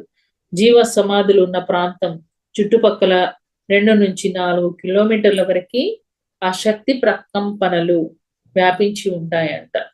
అందుకే అవధూతల సమాధుల్ని సందర్శిస్తూ ఉంటాం మనం. ధ్యానానికి మరి ఆహారం విషయంలో నిన్న మనం తెలుసుకున్నాం. ముఖ్యంగా వెల్లుల్లిని అవాయిడ్ చేయాలి, పీకల దాకా తినకూడదు, మితాహారంగా తీసుకోవాలి. తర్వాత మాంసాహార భక్షణ అసలే లేదు. నిన్నటి మొన్నటి కూరల్ని ఫ్రిడ్జ్ లో పెట్టి మనం తినకూడదు, ఫ్రెష్ గా తీసుకోవాలి. ఒక పూట భోజనం చేస్తే మరీ మంచిది. 2 పూటలు కూడా అల్పాహారం తీసుకుంటే బాగుంటుంది. ఈ విధమైన ఆహారం తీసుకుంటే ఆలోచన విధానం మారిపోతుంది. చాలా ఎక్కువ శక్తి, సరైన ఆలోచనలు, ఎక్కువ శక్తిని మనం పొందాలి అంటే మనము శుద్ధ సాత్విక ఆహారాన్ని మాత్రమే తీసుకోవాలి. ఎవరి జీవిత లక్ష్యం వారు తప్పకుండా మనం తెలుసుకోవాలి. ధ్యాన సాధన ద్వారా మాత్రమే ఆ లక్ష్యాన్ని మనం తెలుసుకుంటాం. ఈ జన్మ యొక్క లక్ష్యం ఏంటి అని. తెలియక చేసిన కర్మలు మనల్ని అంతగా హింసించవు. తెలిసి కూడా మనం పాపం చేస్తే మరి పాతాళ లోకానికి వెళ్ళిపోతాం. అంటే మరి కింద జన్మల్లోకి, ఆ జంతు జన్మల్లోకి మనం వెళ్ళవలసి వస్తుంది. మరి అధర్మంలో ఉంటే కరోనా లాంటి జబ్బులు ఎలా వచ్చాయి, భూకంపాలు, సునామీలు, ఇవన్నీ కూడా ప్రకృతి చూస్తూ ఊరుకోదు. మానవుడు అధర్మంలో ఉంటే, అధర్మం భూమి మీద ఎక్కువైంది అంటే ప్రకృతి ఊరుకోదు అని చెప్తున్నారు. కరోనా వచ్చినప్పుడు ఏం చేసింది? అధర్మంలో ఉన్న వాళ్ళందరినీ తుడిచేసింది, భయపెట్టే వాళ్ళని భయపెట్టించింది. ఆ సమయంలో పిఎంసి ద్వారా ఎంతో మంది అప్పుడు చచ్చినట్టు ధ్యానంలోకి వచ్చారు. శ్వాస మీద ధ్యాస పెట్టండి అంటే పెట్టలేదు. కరోనా ఏం చేసింది? ముక్కుకి పట్టి పెట్టించి శ్వాస మీద ధ్యాస పెట్టించింది. అట్లా ధర్మదేవత దిగుతుంది. అధర్మం ఎక్కువైనప్పుడు ఏం చేస్తుంది? ధర్మంలోకి తీసుకొస్తుంది అందరినీ. సాధకుడు ఆధ్యాత్మిక అహంకారంలోకి వెళ్లకుండా జాగ్రత్తగా ఉండాలని మరి హెచ్చరిస్తున్నారు ఇక్కడ. లేదు అంటే ఏమవుతుంది? మనం పరమపద సోపానంలో పాము మింగేసినట్లుగా మింగితే ఏమవుతుంది? కిందికి వచ్చేస్తాం. మనం కూడా అలా ఈల దశలోకి చేరుకుంటామని చెప్తున్నారు. ఎదుటి వారితో మాట్లాడినప్పుడు మనం అహంకారం ఉందని మనకు తెలిసిన ఫ్రెండ్స్ ఎవరైనా చెప్పినప్పుడు ఆమోదించి మన అహంకారాన్ని తగ్గించుకునే ప్రయత్నం మనం చెయ్యాలి. దగ్గర వాళ్ళైతేనే అలా చెప్పగలరు, మీ శ్రేయోభిలాషులు అయితేనే చెప్పగలరు. దాన్ని మనం ఆమోదించి మన ప్రవర్తనని మార్చుకోవాలి. ఈ అహంకారం అనేది చాలా ప్రమాదకరమైంది, మనల్ని ఎక్కడికో తీసుకువెళ్తుంది. ధ్యాన సాధనకి చేసినప్పుడు సిద్ధులు చాలా వస్తాయి, ఎరుకుతో ఉండాలంట. సిద్ధుల్ని ఏమాత్రం ఉపయోగించకూడదు. ఎరుకతో ఆ స్థితిని దాటి వెళ్ళాలి. సిద్ధులు ఉపయోగిస్తే శక్తి తగ్గి కర్మలు అంటుకుంటాయి. ఉన్నత లోకవాసులు లోక కళ్యాణం కోసం సమాచారం అందిస్తారు. అది అందుకొని అందరికీ అందించగలగడానికి ఆ సిద్ధుల్ని మనం ఉపయోగించుకోవాలి. అంతే తప్పిస్తే వేరే వాళ్ళ ప్రశ్నలకి జవాబులు చూడడం లాంటి మనం మన థర్డ్ ఐని ఉపయోగించడం, వేరే వాళ్ళ సొంత విషయంలో మనం మన సిద్ధుల్ని ఉపయోగించకూడదు అని చెప్తున్నారు. యోగులు మాట్లాడే విధానం ఎలా ఉంటుందంటే టెలిపతి, ప్రత్యక్షంగా వచ్చి మనతో మాట్లాడరు. టెలిపతి ద్వారా, ఇన్నర్ వాయిస్ ద్వారా మనకి కమ్యూనికేట్ చేస్తూ ఉంటారు. ఇక పిరమిడ్ స్పిరిచువల్ సొసైటీస్ మూమెంట్ నా ప్రియ శిష్యుడు స్థాపించాడు. మూమెంట్ అనగా చలనం, అది అలల్లాగా నిరంతరం సాగిపోతూనే ఉంటుంది. ప్రజలందరూ ఇందులోకి వస్తారు. మూమెంట్ అనగా ఆగకుండా వెళ్ళడం. నా శిష్యుడు పరిశోధనలు చేసి పిరమిడ్లు కట్టించాలని స్వయంగా నిర్ణయం తీసుకున్నారు. శ్రీకాశిరెడ్డి నాయన గారు కూడా సహాయం చేస్తున్నారు.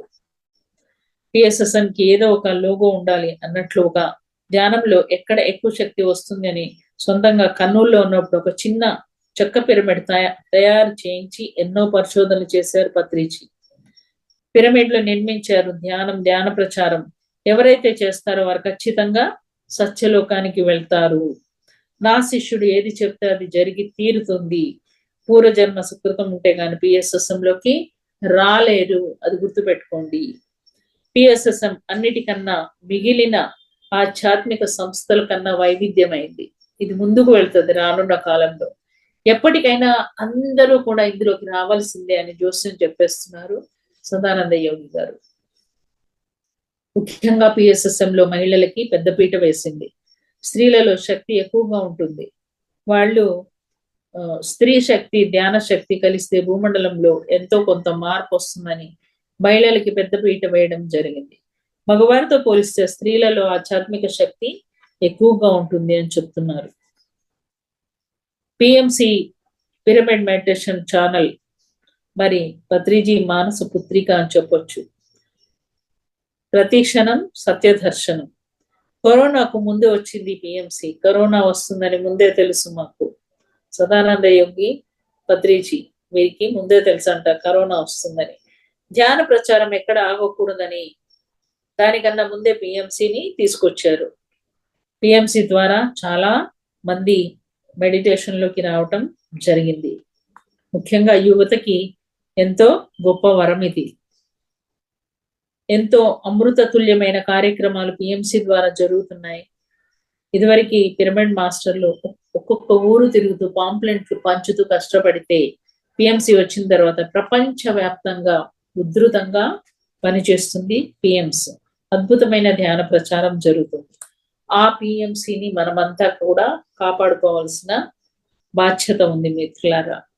పిరమిడ్ మాస్టర్లకి గురు మహారాజ్ శ్రీ సదానంద యోగి గారి దివ్య సందేశం ఏంటంటే, పత్రిజీ తలపెట్టిన లక్ష్యాలు ఏవైతే ఉన్నాయో శాకాహార జగత్, పిరమిడ్ జగత్, ధ్యాన జగత్, వీటన్నిటి కోసమని కష్టపడి మనమంతా పని చేయాలి, ముందుకు తీసుకెళ్ళాలి అని చెప్తున్నారు. ఆయన చెప్పినట్లు వింటే ధ్యానం అతి సులభంగా ప్రజల్లోకి వెళ్ళిపోతుంది. ప్రతి చెట్టు, ప్రతి జంతువు, ప్రతి ప్రాణి నుంచి మనం నేర్చుకోవాలని చెప్తారు. పత్రిజీ రాసిన ప్రతి పుస్తకం అందరూ తప్పకుండా చదవండి. 1-2 సార్లు తరచుగా చదువుతూ ఉండాలి. అందరూ మాస్టర్స్ రాసిన అన్ని పుస్తకాలు, పత్రిజీ సూచించిన అన్ని పుస్తకాలు చదువుతూ ఉండండి అని చెప్తున్నారు. పిరమిడ్ మాస్టర్లకి ఆధ్యాత్మికతలోకి వచ్చిన వారికి ఏది మంచి, ఏది చెడు, ఏ పనులు చేయాలి అన్నీ తెలుస్తాయి. అన్ని తెలిసిన వాడు తప్పు చేయడు. అంటే శిక్ష ఎక్కువ, ఒకవేళ చేశాడు అంటే శిక్ష తప్పదు, దారుణంగా ఉంటుంది. ఇది మీకు మంచి అవకాశం. గురువు గారు ఏదైతే చెప్పారో అది తప్పకుండా పాటించండి. పిరమిడ్ మాస్టర్లందరూ సత్యలోకానికి కిందనున్న లోకాల నుండి జన్మించిన వాళ్ళు. ఇప్పుడు మీరంతా సత్యలోకానికి ప్రయత్నం చేయాలి అని చెప్తున్నారు. మీరు సంకల్పాలు పెట్టుకొని ఎవరు కూడా ధ్యానం చేయవద్దు. అట్లా చేస్తే శక్తి తక్కువగా వస్తుంది. సంకల్పాలు పెట్టకూడదు అని చెప్తున్నారు. విశ్వ కళ్యాణం కోసం తప్పిస్తే ఎవరు కూడా సహజ సిద్ధమైన శ్వాస మీద ధ్యాసని పెట్టండి. శక్తిని 13 లక్ష్యానికి మాత్రమే అందజేయాలి, భూమాతకి అందజేయవచ్చు అని చెప్తున్నారు. ఎవరికి కూడా మనం శక్తిపాతం చేయకూడదు. సమాధి స్థితిలో ఉన్నప్పుడే మనకి సమాధానాలు దొరుకుతూ ఉంటాయి. మరి సంసారంలో ఉంటూ తామరాకు మీద నీటి బొట్టులాగా మనం పరినిర్వాణంలో ఉండాలి, ఎప్పటికప్పుడు ఎరుగలో ఉండాలి. పైకి వెళ్ళిన తర్వాతే స్వర్గాలు నరకాలు మనం మన యొక్క వీడియోలు చూపించినప్పుడు అనుభవిస్తాం. మనం చేసిన పాపము అక్కడ చూపించినప్పుడు ఆ పాపం చేస్తున్నవాడు, చేయించబడ్డవాడు రెండు మనమై ఆ నరకాన్ని అనుభవిస్తాం. అది ఎక్కడో లేదు, స్వర్గం నరకం మన దగ్గరే ఉన్నాయి. కొన్నిసార్లు మరి కొన్ని పనులు మన ద్వారా జరగాలి అంటే వాకిన్ మాస్టర్లు వాకిన్ అవుతారు మన లోపలికి అయ్యి కొన్ని పనులు చేస్తారు. వాళ్ళకి అప్పుడు శరీరం అవసరం ఉంటుంది. కాబట్టి భూమి మీద రావడానికి శరీరం కావాలి. హిమాలయాలకి యాస్ట్రల్ గా అయినా భౌతికంగా వెళ్ళినా ఒకటే, శరీరాల్ని మార్చవలసిన పని లేదు. ఇక భూలోకంలో దేవుళ్ళు ఎందుకు వచ్చారు అంటే మనందరినీ కూడా దేవుళ్ళుగా తయారు చేయడానికి. కానీ ఏం చేశారు, మానవులంతా శిలలుగా మార్చేసి ఆ దేవుళ్ళని పూజలు భజనలు చేయడం మొదలుపెట్టి జనన మరణ చక్రాల్లో స్టక్ అయిపోయారు. ప్రస్తుతం భూమి మీద పూజలు అందుకుంటున్న వారే ఈ దేవుళ్ళు. వెంకటేశ్వర స్వామి, యేసుప్రభు, గురునానక్, అల్లా మొదలగు వారందరూ పైలోకాల నుండి ఒక ఒప్పందం తీసుకుని భూలోకాన్ని సంరక్షిస్తామని వచ్చారు. కానీ వీరందరినీ మానవులు మాయలో పడేసి ఒక్కొక్క గురువుకి ఒక్కొక్క మతాన్ని అంటగట్టేశారు, కులానికి అంకితం చేశారు. శ్రీరాముడు చెప్పుకుంటారు చూడండి, మా ఇంటి ఇలవేల్పండి వెంకన్న, మా ఇంటి ఇలవేల్పు లక్ష్మీ నరసింహస్వామి అండి అని అట్లా చెప్పుకుంటాం. అట్లా శ్రీరాముడు, శ్రీకృష్ణుడు, వెంకటేశ్వర స్వామి మొదలగు వారు వీళ్ళ సంసారంలో ఉంటూ నిర్వాణం అని చెప్పి ప్రజల్ని మార్చాలని వస్తే వారికి గుళ్ళు గోపురాలు కట్టి మరి భజనలు చేయడం మొదలు పెడుతున్నాం మనం. భారతదేశ చరిత్రని ఎంతో అద్భుతంగా తెలియచెప్పారు. భారతదేశం వేద భూమి, ఆధ్యాత్మిక భూమి, ప్రపంచానికి అంతటికీ కూడా దిక్సూచిగా ఉంటుంది, తపోభూమి. ఇలాంటి భారతదేశం యొక్క గొప్పతనాన్ని వదిలేసి అందరూ కూడా పాశ్చాత్య దేశాల వైపు చూస్తే పాశ్చాత్య దేశాలన్నీ కూడా మన వైపు చూసి నేర్చుకుంటున్నాయి. ఇక్కడ ఆధ్యాత్మిక విలువలు గల గొప్ప దేశం మనది, ప్రపంచానికి ఒక ఆధ్యాత్మిక దిక్సూచి. మరి హిమాలయాల్లో చూస్తే ఎంతో మంది తాపసికులు ఉన్నారు అక్కడ. మరి సొన్నమాల పత్రి మేడం సదానంద యోగి గారి ప్రియ కూతురుగా ఉన్నారు, తల్లిగా కూడా ఉన్నారని చెప్పుకున్నాం కదా. ఆ మాత దొరికిన మీరు ఎంతో అదృష్టవంతులు. కాబట్టి ఆ పుణ్య దంపతులు చెప్పినవన్నీ తూచా తప్పకుండా పాటించండి అని చెప్తున్నారు. ప్రియ శిష్యుడు నా యొక్క పత్రిజీ, శిష్యుడు సిద్ధంగా లేనప్పుడు గురువు ఎదురు చూడాలి, దేనికైనా ఒక సమయం రావాలి. 1975 నుండి 81 వరకు నేను ఎదురు చూశాను. పోను పోను భూమి మీద అధర్మం పెచ్చురేగుతుంది, అందుకే ధ్యాన ప్రచారం చేయమని నా శిష్యుడికి నేను తెలియచెప్పాను. అదే ఇప్పుడు జరిగి తీరుతుంది. పత్రిజీ ఒకానొక జన్మలో గౌతమ బుద్ధుడికి శిష్యుడుగా, ఒక జన్మలో స్నేహితుడిగా కూడా ఉన్నారు. మానవుల మాయలో ఎంతటి ఉన్నత మాస్టర్స్ అయినా పడిపోతారు, కానీ ఇలాంటి మాయలో పడలేంది ఎవరయ్యా అంటే పత్రి సార్ అని మళ్ళీ మళ్ళీ చెప్తున్నారు. నా బోధనలు ప్రసంగాలు విని చూసి బాగా ప్రేరణ పొందిన వారు పత్రి చేసే ధ్యాన యజ్ఞాలు, ధ్యాన మహాచక్రాలు, మహిళా ధ్యాన మహాయజ్ఞ అన్ని పూర్వం ఋషులు చేసినటువంటి యజ్ఞ యాగాదుల కన్నా చాలా గొప్పవి అని చెప్తున్నారు. పత్రిజీ తలపెట్టిన ఏ కార్యమైనా సంతోషమే. పత్రి సత్యలోకం నుండి వచ్చారు. నేను శరీరం వదిలే సమయంలో పత్రికి శ్వాస మీద ధ్యాస, ధ్యాన ప్రచారం చేయమని చెప్పడం జరిగింది.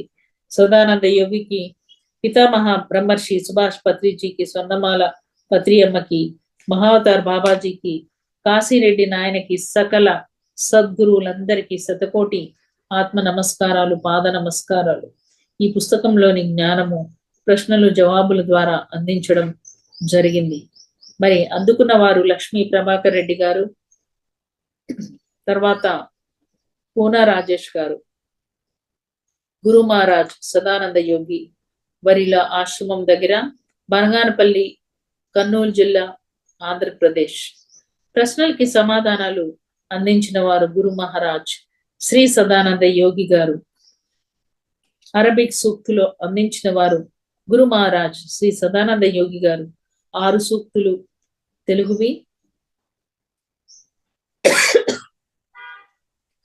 అరబిక్వి 2. ఇలా సదానంద యోగి గారి గురించి అద్భుతమైన వారి జీవిత చరిత్ర తెలుసుకునే భాగ్యాన్ని ఇచ్చినందుకు మీకు శతకోటి ప్రణామాలు, ధన్యవాదాలు. Thank you madam, thank you very much. చాలా చక్కటి జ్ఞానాన్ని, అంటే ఈ పుస్తకం ఉంది మేము చదవాలి అనేది కూడా ఇంకా మేము ఎవరం తెలుసుకోలేదు, చదవలేదు కూడా. ఆ పుస్తకంలో ఉన్న జ్ఞానాన్ని మొత్తం చాలా అద్భుతంగా అందించారు మేడం. మళ్ళీ ఈ రోజు ఇంకోసారి మొత్తం కూడా మళ్ళీ రిపీట్ చేసుకున్నాము. ఈ 3 రోజులు విన్నది కూడా చాలా బాగుంది మేడం జ్ఞానము. అయితే నిన్న అందరు కూడా హ్యాండ్ రైట్ చేసినారు, వాళ్ళు ఎవరు మాట్లాడలేదు మేడం. ఒక్కసారి మాట్లాడేద్దాం అందరు. మాట్లాడుతాం. మాస్టర్స్ ఈ 3 days క్లాస్ విన్నారు, 4 days మేడం చెప్పిన దానిపైన ఏమైనా ప్రశ్నలు ఉన్నా, లేకపోతే ఎలా చెప్పారు మీరు, అందులో ఏ పాయింట్ పట్టుకున్నారు అనేది కూడా మాట్లాడొచ్చు. అన్మ్యూట్ చేసుకొని మాట్లాడండి, అందరికి అన్మ్యూట్ ఆప్షన్ ఉంది, ఒకరి తర్వాత ఒకరు.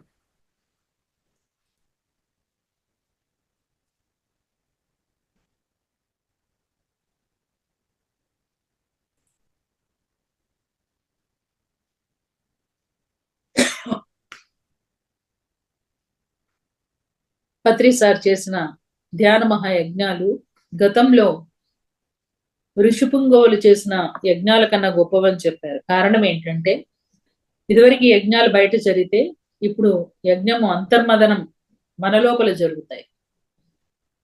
మనలోని హర్షడ్ వర్గాలు అవిస్సులుగా మనం వేస్తాము. వేసి మనల్ని మనం తీర్చిదిద్దుకోవడానికి ఈ యజ్ఞాలు, అవి అంతరంగంలో జరిగే యజ్ఞాలు, అవి కనిపించవు. రాక్షసుల్ని హతమార్చేవాళ్ళు, ఆ రాక్షసుడు ఎక్కడో లేడు, మనలోనే ఉన్నాడు.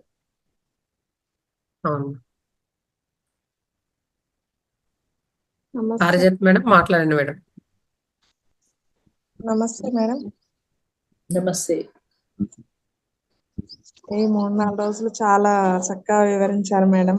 బాబా గురించి మేము అసలు ఇంతకుముందు ఏం చదవలేదు, కానీ ఈ జ్ఞానాన్ని చాలా బుక్ చదివిన కంటే ఎక్కువ విన్నట్టే అనిపిస్తుంది. చాలా బాగా వివరించారు కూడా, ఎగ్జాంపుల్స్ తోటి కూడా. చాలా బాగుంది మేడం. Thank you.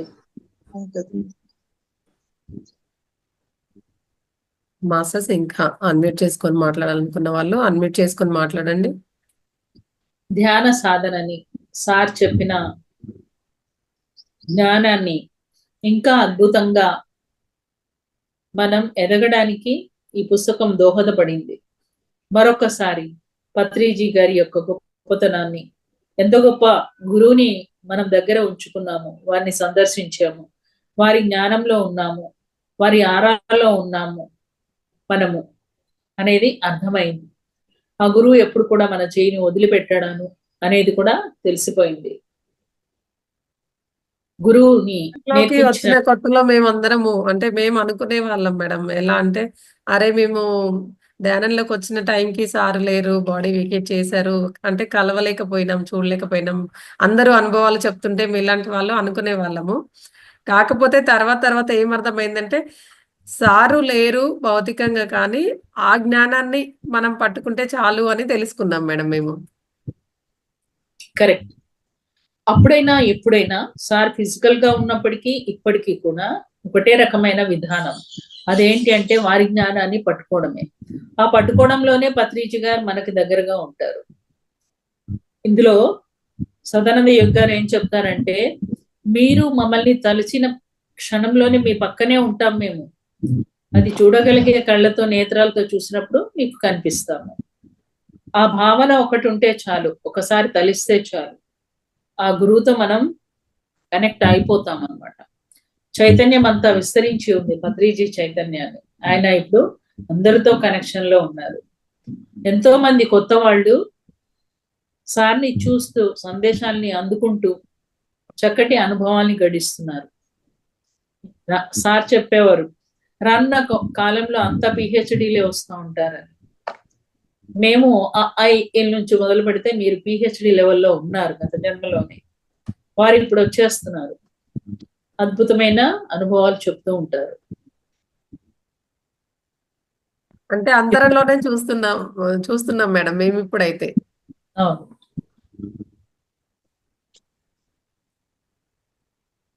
ఇందులో కూడా ఏంటంటే శిష్యుడు కూడా ఆ ఆ శిష్యుడు జ్ఞానాన్ని అందుకోవడానికి సిద్ధంగా ఉంటే గనుక గురువు అందించడానికి సిద్ధంగా ఉంటాడనేది చాలా అంటే ముఖ్యంగా చెప్పారు సదానంద ఎప్పుడు ఎప్పుడు గురువు అందించడానికి రెడీగా ఉంటారు. అవును మనం మేడం. రెడీగా లేము. ఒక గంట ధ్యానం చేస్తే ఏం రెడీగా ఉంటాం చెప్పండి? రోజు కనీసం 5-6 గంటల ధ్యాన సాధన జరగాలి. అమావాస్య పౌర్ణమికి 24 hours కూర్చోవాలి, అండ ధ్యానాలు చెయ్యాలి. ఎందుకంటే శుద్ధి కావాలి కదా, జన్మ జన్మలదంతా ఉండిపోయింది కర్మల రూపంలో, అదంతా కూడా శుద్ధి కావాలి. శుద్ధి అయితేనే ఆ బ్రహ్మజ్ఞానం దిగుతుంది మన లోపలికి. ముఖ్యంగా మన ద్వారా సేవ, ఈ భూమండలం మీద ఎంతో సేవ జరగాలి. మరి అలాంటి శిష్యుల కోసం వెతుకుతూ ఉంటే మనమంతా గంట ధ్యానం చేస్తే అది మరి ఎవరు అందుకుంటారు కదా? మరి పుట్టలోని చెదలు పుట్టవా గిట్టవా అన్నట్లుగా ఎన్నో చెదలు పుడుతుంటాయి, చస్తుంటాయి. ఆ జన్మకు అర్థం లేదు. మనం కూడా అట్లా చచ్చిపోవద్దు. మేము అంటే ఈ ప్రోగ్రామింగ్ 21 days ఉంటుంది మేడం. స్టార్టింగ్ డే ఏం చెప్తాము అంటే స్టార్టింగ్ డే చెప్తాము, మళ్ళీ ఇట్లా సాటర్డే ప్రత్యేక కార్యక్రమం ఉంటుంది, అదే శనివారం. అప్పుడు ఏంటంటే అదే 3 గంటల ధ్యానము, 2 గంటలు స్వాధ్యాయము, 1 గంట సజ్జన సాంగత్యము ఇలా ఉండాలని చెప్తాము. ఇంకా 5 నిమిషాల నుంచి అలా పెంచుతూ పోండి, రోజు కొంతగా అని, అంటే కూర్చున్న ప్రతి సిట్టింగ్ లో పెంచండి అని వెరీ గుడ్. ఇలా గైడ్ చేస్తూ ఉంటాం మేడం. జూమ్ లోనేనా? జూమ్ లోనే మేడం. Very good. కొత్త వాళ్ళు ఎలా వస్తారు మరి? అదే మేడం, ఇప్పుడు పోస్ట్ పెడతారు సారు, ఏంటంటే వెబ్సైట్లలో, ఈ సోషల్ మీడియాలో, వాటి ద్వారా ఇట్లా ఇన్వైట్ లింక్ ప్రెస్ చేస్తారు కదా మేడం, అలా వచ్చేస్తారనమాట. Okay, very good.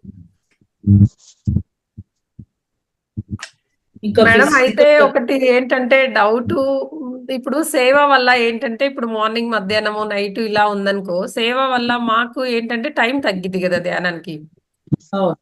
మరి దానికి మనం ఎలా తీసుకోవచ్చు మేడం? అంటే కావాలని మనం తగ్గించుకోవడం కాదు, అక్కడ సమయ భావన కూడా ఉంటుంది కదా.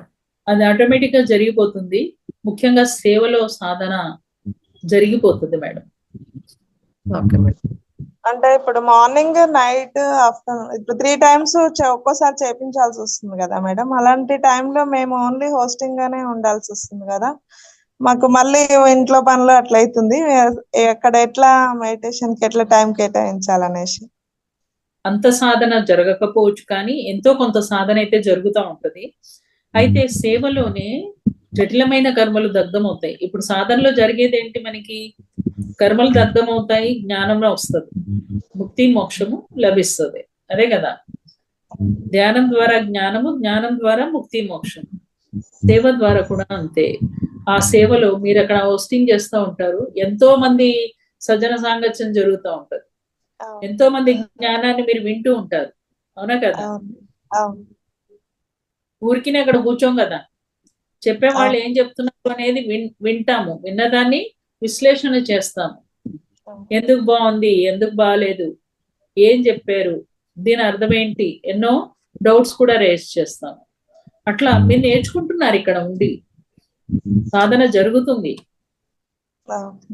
కొంతమంది మాస్టర్స్ ఏం చెప్పారంటే మెడిటేషన్ చేసుకోవాలి, దీనికి అది చేస్తే ఇది చేసినంతట్లు కాదు అనేసి అన్నట్టు గుర్తుంది. అందుకని ఒకసారి బొత్తిగా లేకుండా ఉండకూడదు, సాధన చెయ్యాలి, కానీ సేవ అందుకు ఇంపార్టెంట్. నేనే అడిగాను సార్ని, సార్ ధ్యానంలో కూర్చుంటే ఆలోచనలు వస్తున్నాయి, అంత ప్లానింగ్, ఎలా ధ్యాన ప్రచారం చేయాలనే ప్లానింగ్, నాకు ఎనర్జీ తెలవట్లేదు అన్న. నువ్వు వచ్చింది ప్రచారం చేయడానికి, సాధన చేయడానికి కాదు అన్నారు. పిరమిడ్ మాస్టర్స్ అందరూ సాధన చేయడానికి వచ్చారు, సారీ ప్రచారం చేయడానికి వచ్చారు, సాధన కోసం రాలేదు. మరి మనమంతా అట్లానే కూర్చుంటే ఎవరు ప్రచారం చేస్తారు చెప్పండి? అందరి దగ్గరికి ఎట్లా వెళ్తుంది సాధన? సేవకి ప్రకృతి ఎప్పుడు తల వంచుతుంది, అలాంటి వాళ్ళకి చేయుతనిస్తా ఉంటది ప్రకృతి. మీకు అత్యంత అద్భుతమైన అవకాశాలు వస్తూ ఉంటాయి. ఇంకా హోస్టింగ్ కాకుండా క్లాసెస్ కూడా ఒక మంత్లీ ఒక 2-3 అలా కూడా తీసుకుంటూ ఉంటాం మేడం మళ్ళీ. ఆ మీరు మీకన్నా హయ్యర్ లెవెల్ ఉన్న ఫ్రీక్వెన్సీ ఉన్న వాళ్ళతో కనెక్షన్స్ మీకు ఇవ్వబడతాయి.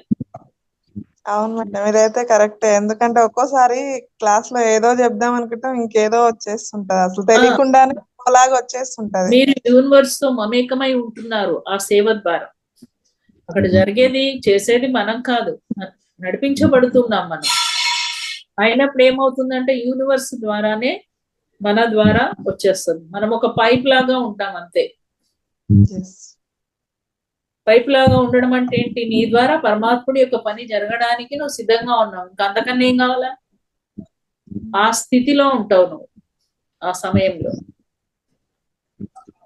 జూమ్ అంటే మామూలు విషయం కాదమ్మా, అద్భుతమైన ఎనర్జీస్ ఉంటాయి జూమ్ లో.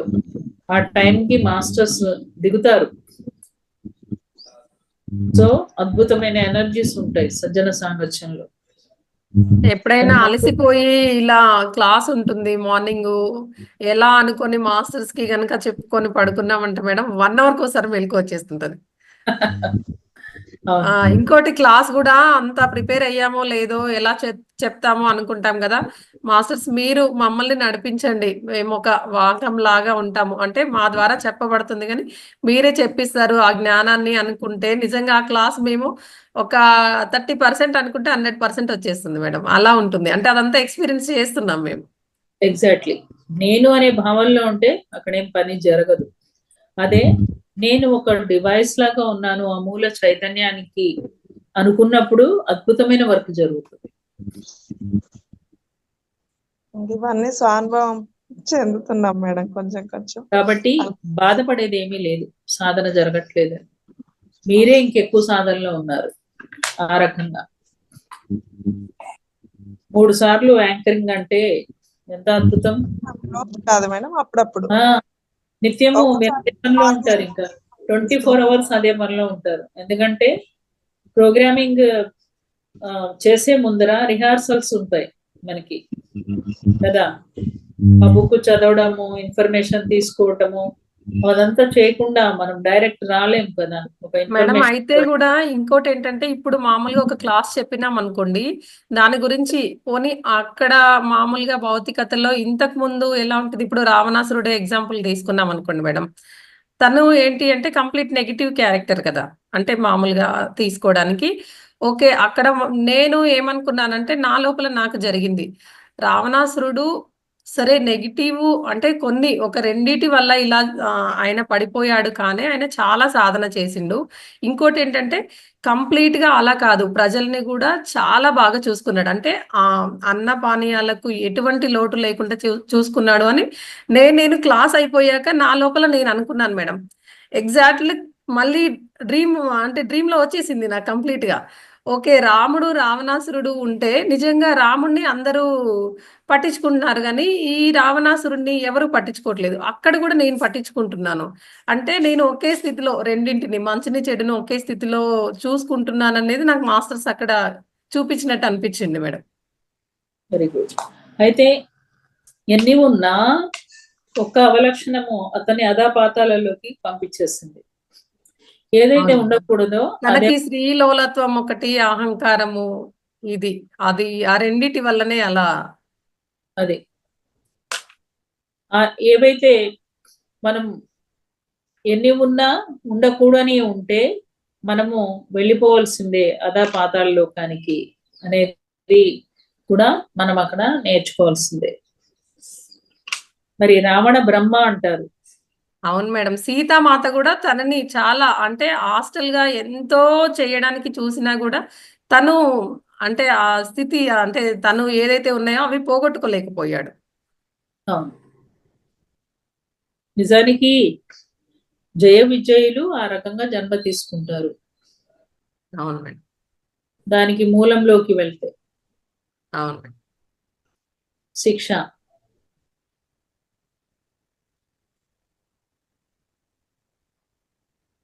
ఇంకా అదే మేడం మాకు ఈ సందేహాలు ఉండేది. అంటే కొంచెం ఈ క్లాసెస్ హోస్టింగ్లు ఇవన్నీ ఉంటాయి కదా, ఉండేది. అలా అంటే సాధన చేస్తాము, కాకపోతే బాగా ఎక్కువగా అవ్వడానికి ఇంకా దొరకదు. మళ్ళీ కుటుంబ బాధ్యతలు ఇవన్నీ కూడా ఉంటాయి కదా. ఏమీ పర్వాలేదు, మీరు సేవలో ఉన్నారు మేడం. కాల్స్ కూడా ఉంటాయి మేడం. మళ్ళీ ప్రతి నెల అంటే దాదాపు ఒక 20 డేస్ వరకు కాల్స్ చేస్తూ ఉంటాము, చేపిస్తూ కూడా అంటే వాటిని కూడా షేర్ చేస్తూ ఉంటాము కొంతమంది చేసే వాళ్ళకు కూడా అలా. చెయ్యాలి కదా మరి, ఎవరో ఒకళ్ళు పూనుకోపోతే పని నడవదు కదా. చూడండి, ఇంతమందికి మీరు జ్ఞానాన్ని అందించారు. అవును మేడం. ఆ ఒక్క తృప్తి చాలు కదా. అవును మేడం. ఏ పని చేయని వాళ్ళకి దినమంతా ఊరికి కూర్చుంటారు ఇంట్లో భోజనం చేసి, కానీ మీరు ఒక పనిలో ఉన్నారు కదా. అవును మేడం. ఇది ఒక సాధన అనేది గుర్తుపెట్టుకోండి. ఓకే ఫ్రెండ్స్, మరి లీవ్ అవుదామా? మాస్టర్స్ మీకు మేడం చెప్పిన దానిపైన ఏ పాయింట్ పట్టుకున్నారో కూడా ఏమీ చెప్పలేదు. క్లాస్ వింటున్నారో లేదో అనేది కూడా, అంటే వింటే ఇప్పుడు మొత్తము ఒక క్లాస్ మొత్తం వింటే దాంట్లో ఒక 10 పాయింట్లు, 10 కాకుంటే కనీసం 2 పాయింట్లు 3 పాయింట్లు. అనురాధ మేడం మాట్లాడండి మేడం. మేడం చక్కగా చెప్పారు. చదువుతూ మంచి గురువుల గురించి వివరంగా తెలియజేశారు. గురువులు ఏ మార్గంలో ఉన్నారో ఆ మార్గంలో మనం ఉండాలని, మనము శ్వాసే గురువుగా భావించి ఉండాలి అన్నారు కదా. మరి మీ గురువుల మార్గాన్ని ఫాలో అవటం అనేది కరెక్ట్ కాదేమో, శ్వాసనే పట్టుకోవాలని కదా ప్రతి నిత్యము చెప్పేది. మీరు ఇప్పుడు ఒక ధ్యానం చేయించండి మాతో. శ్వాసనే పట్టుకోవాలి. ఫిజికల్ గురువు కూడా అవసరమే. అందుకు తోడు ఫిజికల్ గురువు కూడా మనకి అవసరమే. ఇక్కడ గురువుని పట్టుకోండి అంటే ఆ గురువుని తలుచుకోమన్నట్టు కాదు, వారిచ్చిన జ్ఞానాన్ని పట్టుకోవడం. సార్ ఏమి ఇచ్చారు మనకి సూత్రము? శ్వాస మీదే ధ్యాస, దాన్ని పట్టుకోండి. మంచిగా గురువుల గురించి మంచిగా చెప్పారు మేడం. మనం బుక్స్ అన్ని చదవలేము, కొన్ని ఇలా చెప్పినవి మీరు చదివిన దానికంటే బాగా అర్థమైనవి. పత్రి గారు వాళ్ళ గురువుని ఎలా ఫాలో అయ్యారనేది. అది థ్యాంక్ యూ మేడం. చూడండి, ఎంత హంబుల్ గా ఉన్నారు, ఎంత వినమ్రత, ఎంత మర్యాద. గురువుతో ఎలా ఉండాలి, కోపం అస్సలు తెప్పించకూడదు, ప్రతికూలంగా అస్సలు మాట్లాడకూడదు, అసలు జడ్జి చేయకూడదు. గురువు చెప్పింది వేదంలాగా ఉండాలి. దూకు అంటే దూకాలి అంతే. అంత నమ్మకం, అంత విశ్వాసంతో ఉండాలి ధ్యానము గురువు పట్ల.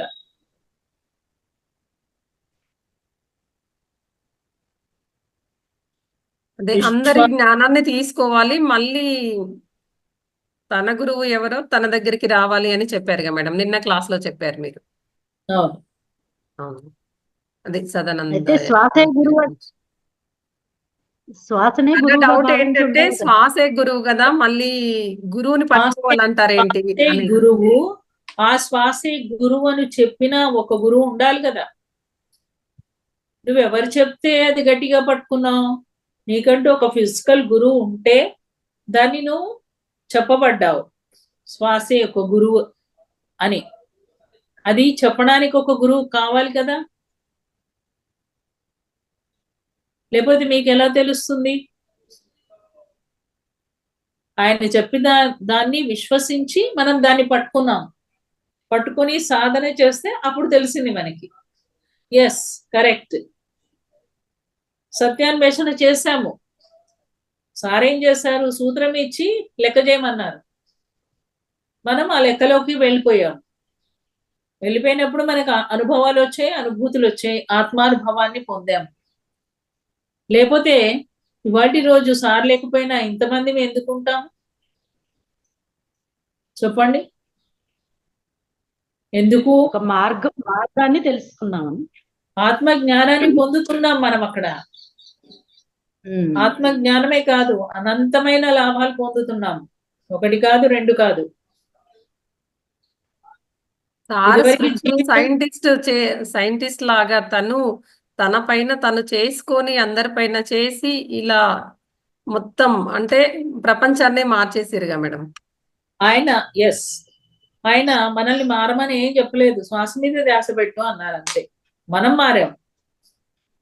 ఎవరికి వాళ్ళ ఎక్స్పీరియన్స్, ఇప్పుడు మేము చెప్తలేమా మేడం ఎక్స్పీరియన్స్ అలా ఇదివరకు ఎవరి వాళ్ళు అనుభవాలు పొందారు.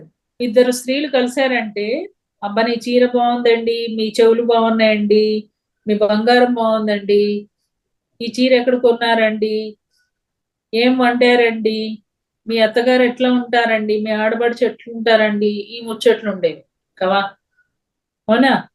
కానీ ఇప్పుడు ఇద్దరు స్త్రీమూర్తులు కలిస్తే ఏం మాట్లాడతారు? ధ్యాన సాధన గురించి మాట్లాడతారు, అనుభవాల గురించి మాట్లాడతారు, మీ ఊర్లో ఎన్ని పిరమిడ్స్ ఉన్నాయి అనేది మాట్లాడతారు. కనీసం ఏం చీర కట్టిందనే దాని మీద కూడా దృష్టి పోవట్లే. అవునా కదా? అవునా? అవును మేడం.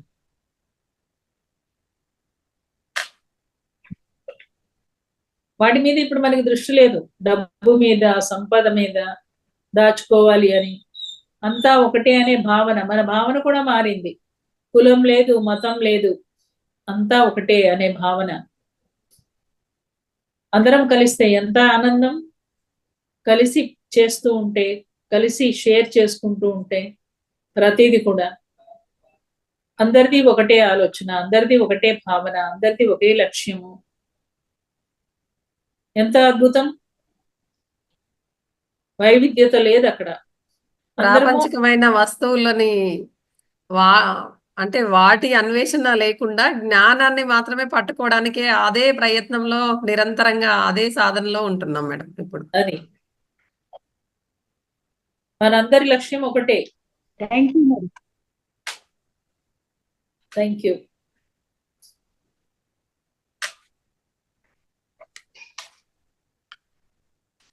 ఓకే మాస్టర్స్, మేడం ఇంత చక్కటి జ్ఞానాన్ని మనకు అందించినందుకు ఒకసారి అందరూ మేడంకి గట్టిగా క్లాప్స్ చేయండి. Thank you. Thank you very much madam. Thank you. ఇప్పుడు అన్మ్యూట్ చేస్తున్నారు మేడం, ఇప్పుడు అన్మ్యూట్ చేస్తున్నారు. బాలశంకర్ సార్ అన్మ్యూట్ చేస్తున్నారు, మాట్లాడండి. నమస్తే మేడం. మేడం, ఆత్మ సాక్షాత్కారం కలగాలంటే ఎంత ప్రయత్నం చేయాలి మేడం? అది మీకు తెలియాలి. అది ధ్యానంలోనే ఎక్కువసేపు ఉండవాలనా లేకపోతే వేరే విధంగా? అవును, ధ్యానమే ఎక్కువసేపు చేయాలి. ధ్యానం సజ్జన సాంగత్యం కూడా ఉండాలి. సజ్జన సాంగత్యంలో ఎన్నో అనుభవాలు మీరు వింటూ అక్కడ కూడా కొంత జ్ఞానాన్ని మీరు నేర్చుకుంటారు. ముఖ్యంగా మనం ఒక్కడం చేస్తే ఒక చినుకంతా, సజ్జన సాంగత్యంలో చేస్తే జలపాతం అంత ఎనర్జీని మనం సంపాదించుకోవచ్చు. ధ్యానము వల్ల మీరు ఎన్ని గంటలు ధ్యానం చేస్తే అంత లోపలికి వెళ్తారు. ఎంత లోపలికి వెళ్తే అన్ని లోకాలని చూస్తారు మీరు. అర్థమైందా సార్? ఫస్ట్ మనకి జరగండి నాడీ మండల శుద్ధి. నాడీ మండల శుద్ధి ఏంటి? ఆత్మ సాక్షాత్కారం కాదు. ఆ నాడీ మండల శుద్ధిలో ఒక్కొక్క తెర తీసుకుపోతూ ఉంటే అప్పుడు చివరిగా ఆ లైట్ ని మనం దర్శించుకుంటాం. అది ఎప్పుడు జరుగుతుంది? సాధనలో. మీరు ఎంతసేపు చేస్తున్నారు? ఒక గంట సేపు చేస్తున్నారు.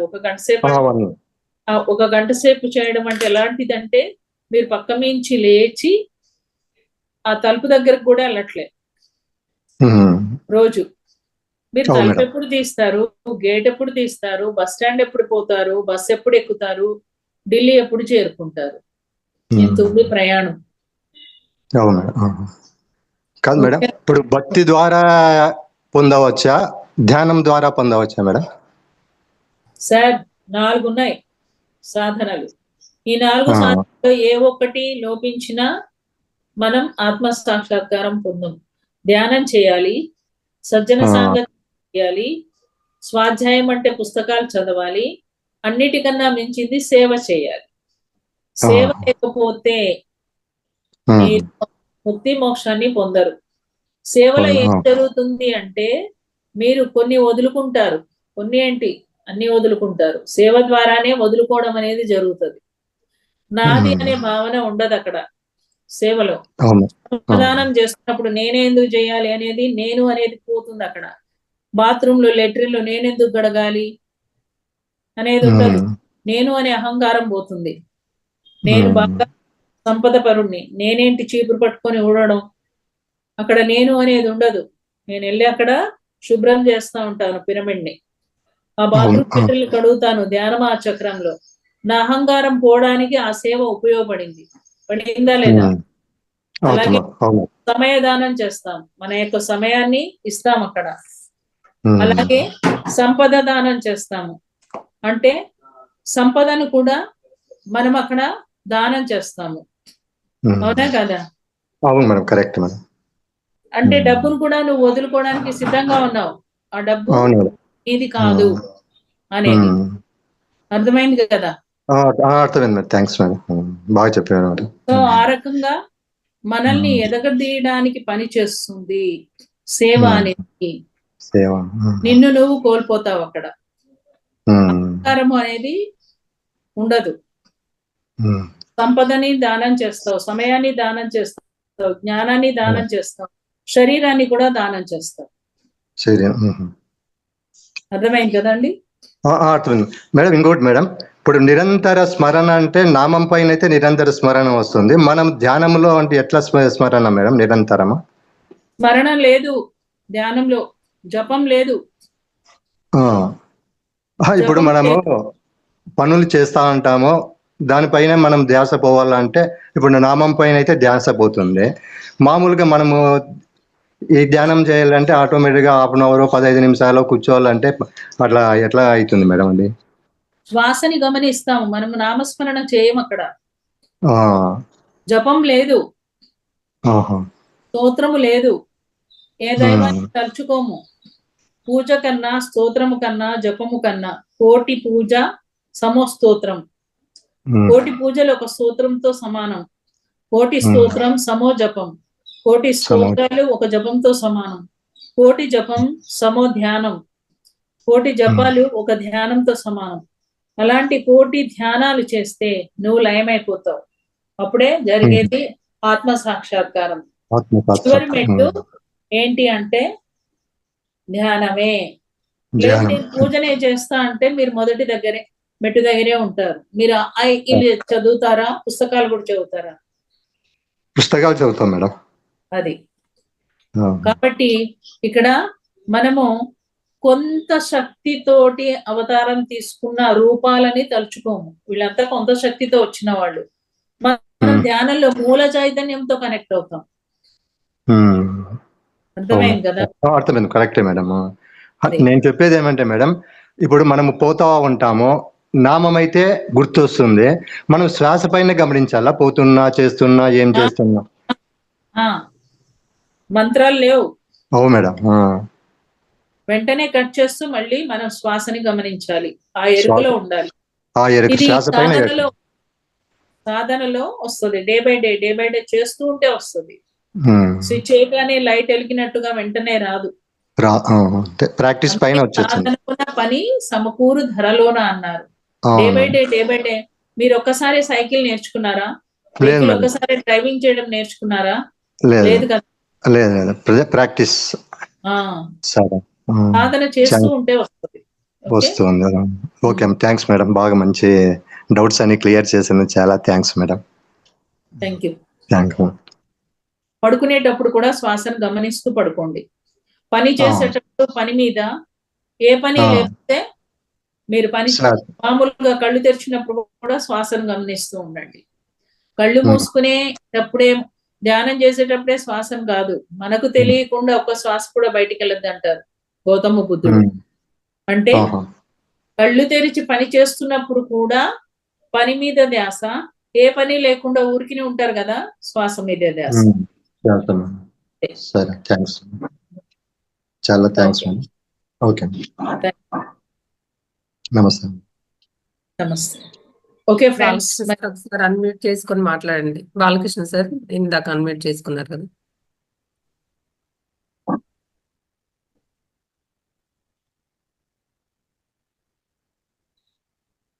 బాలకృష్ణ సార్ అన్మ్యూట్ చేసుకొని మాట్లాడండి. ఇంతకు ముందు అన్మ్యూట్ చేసుకున్నారు.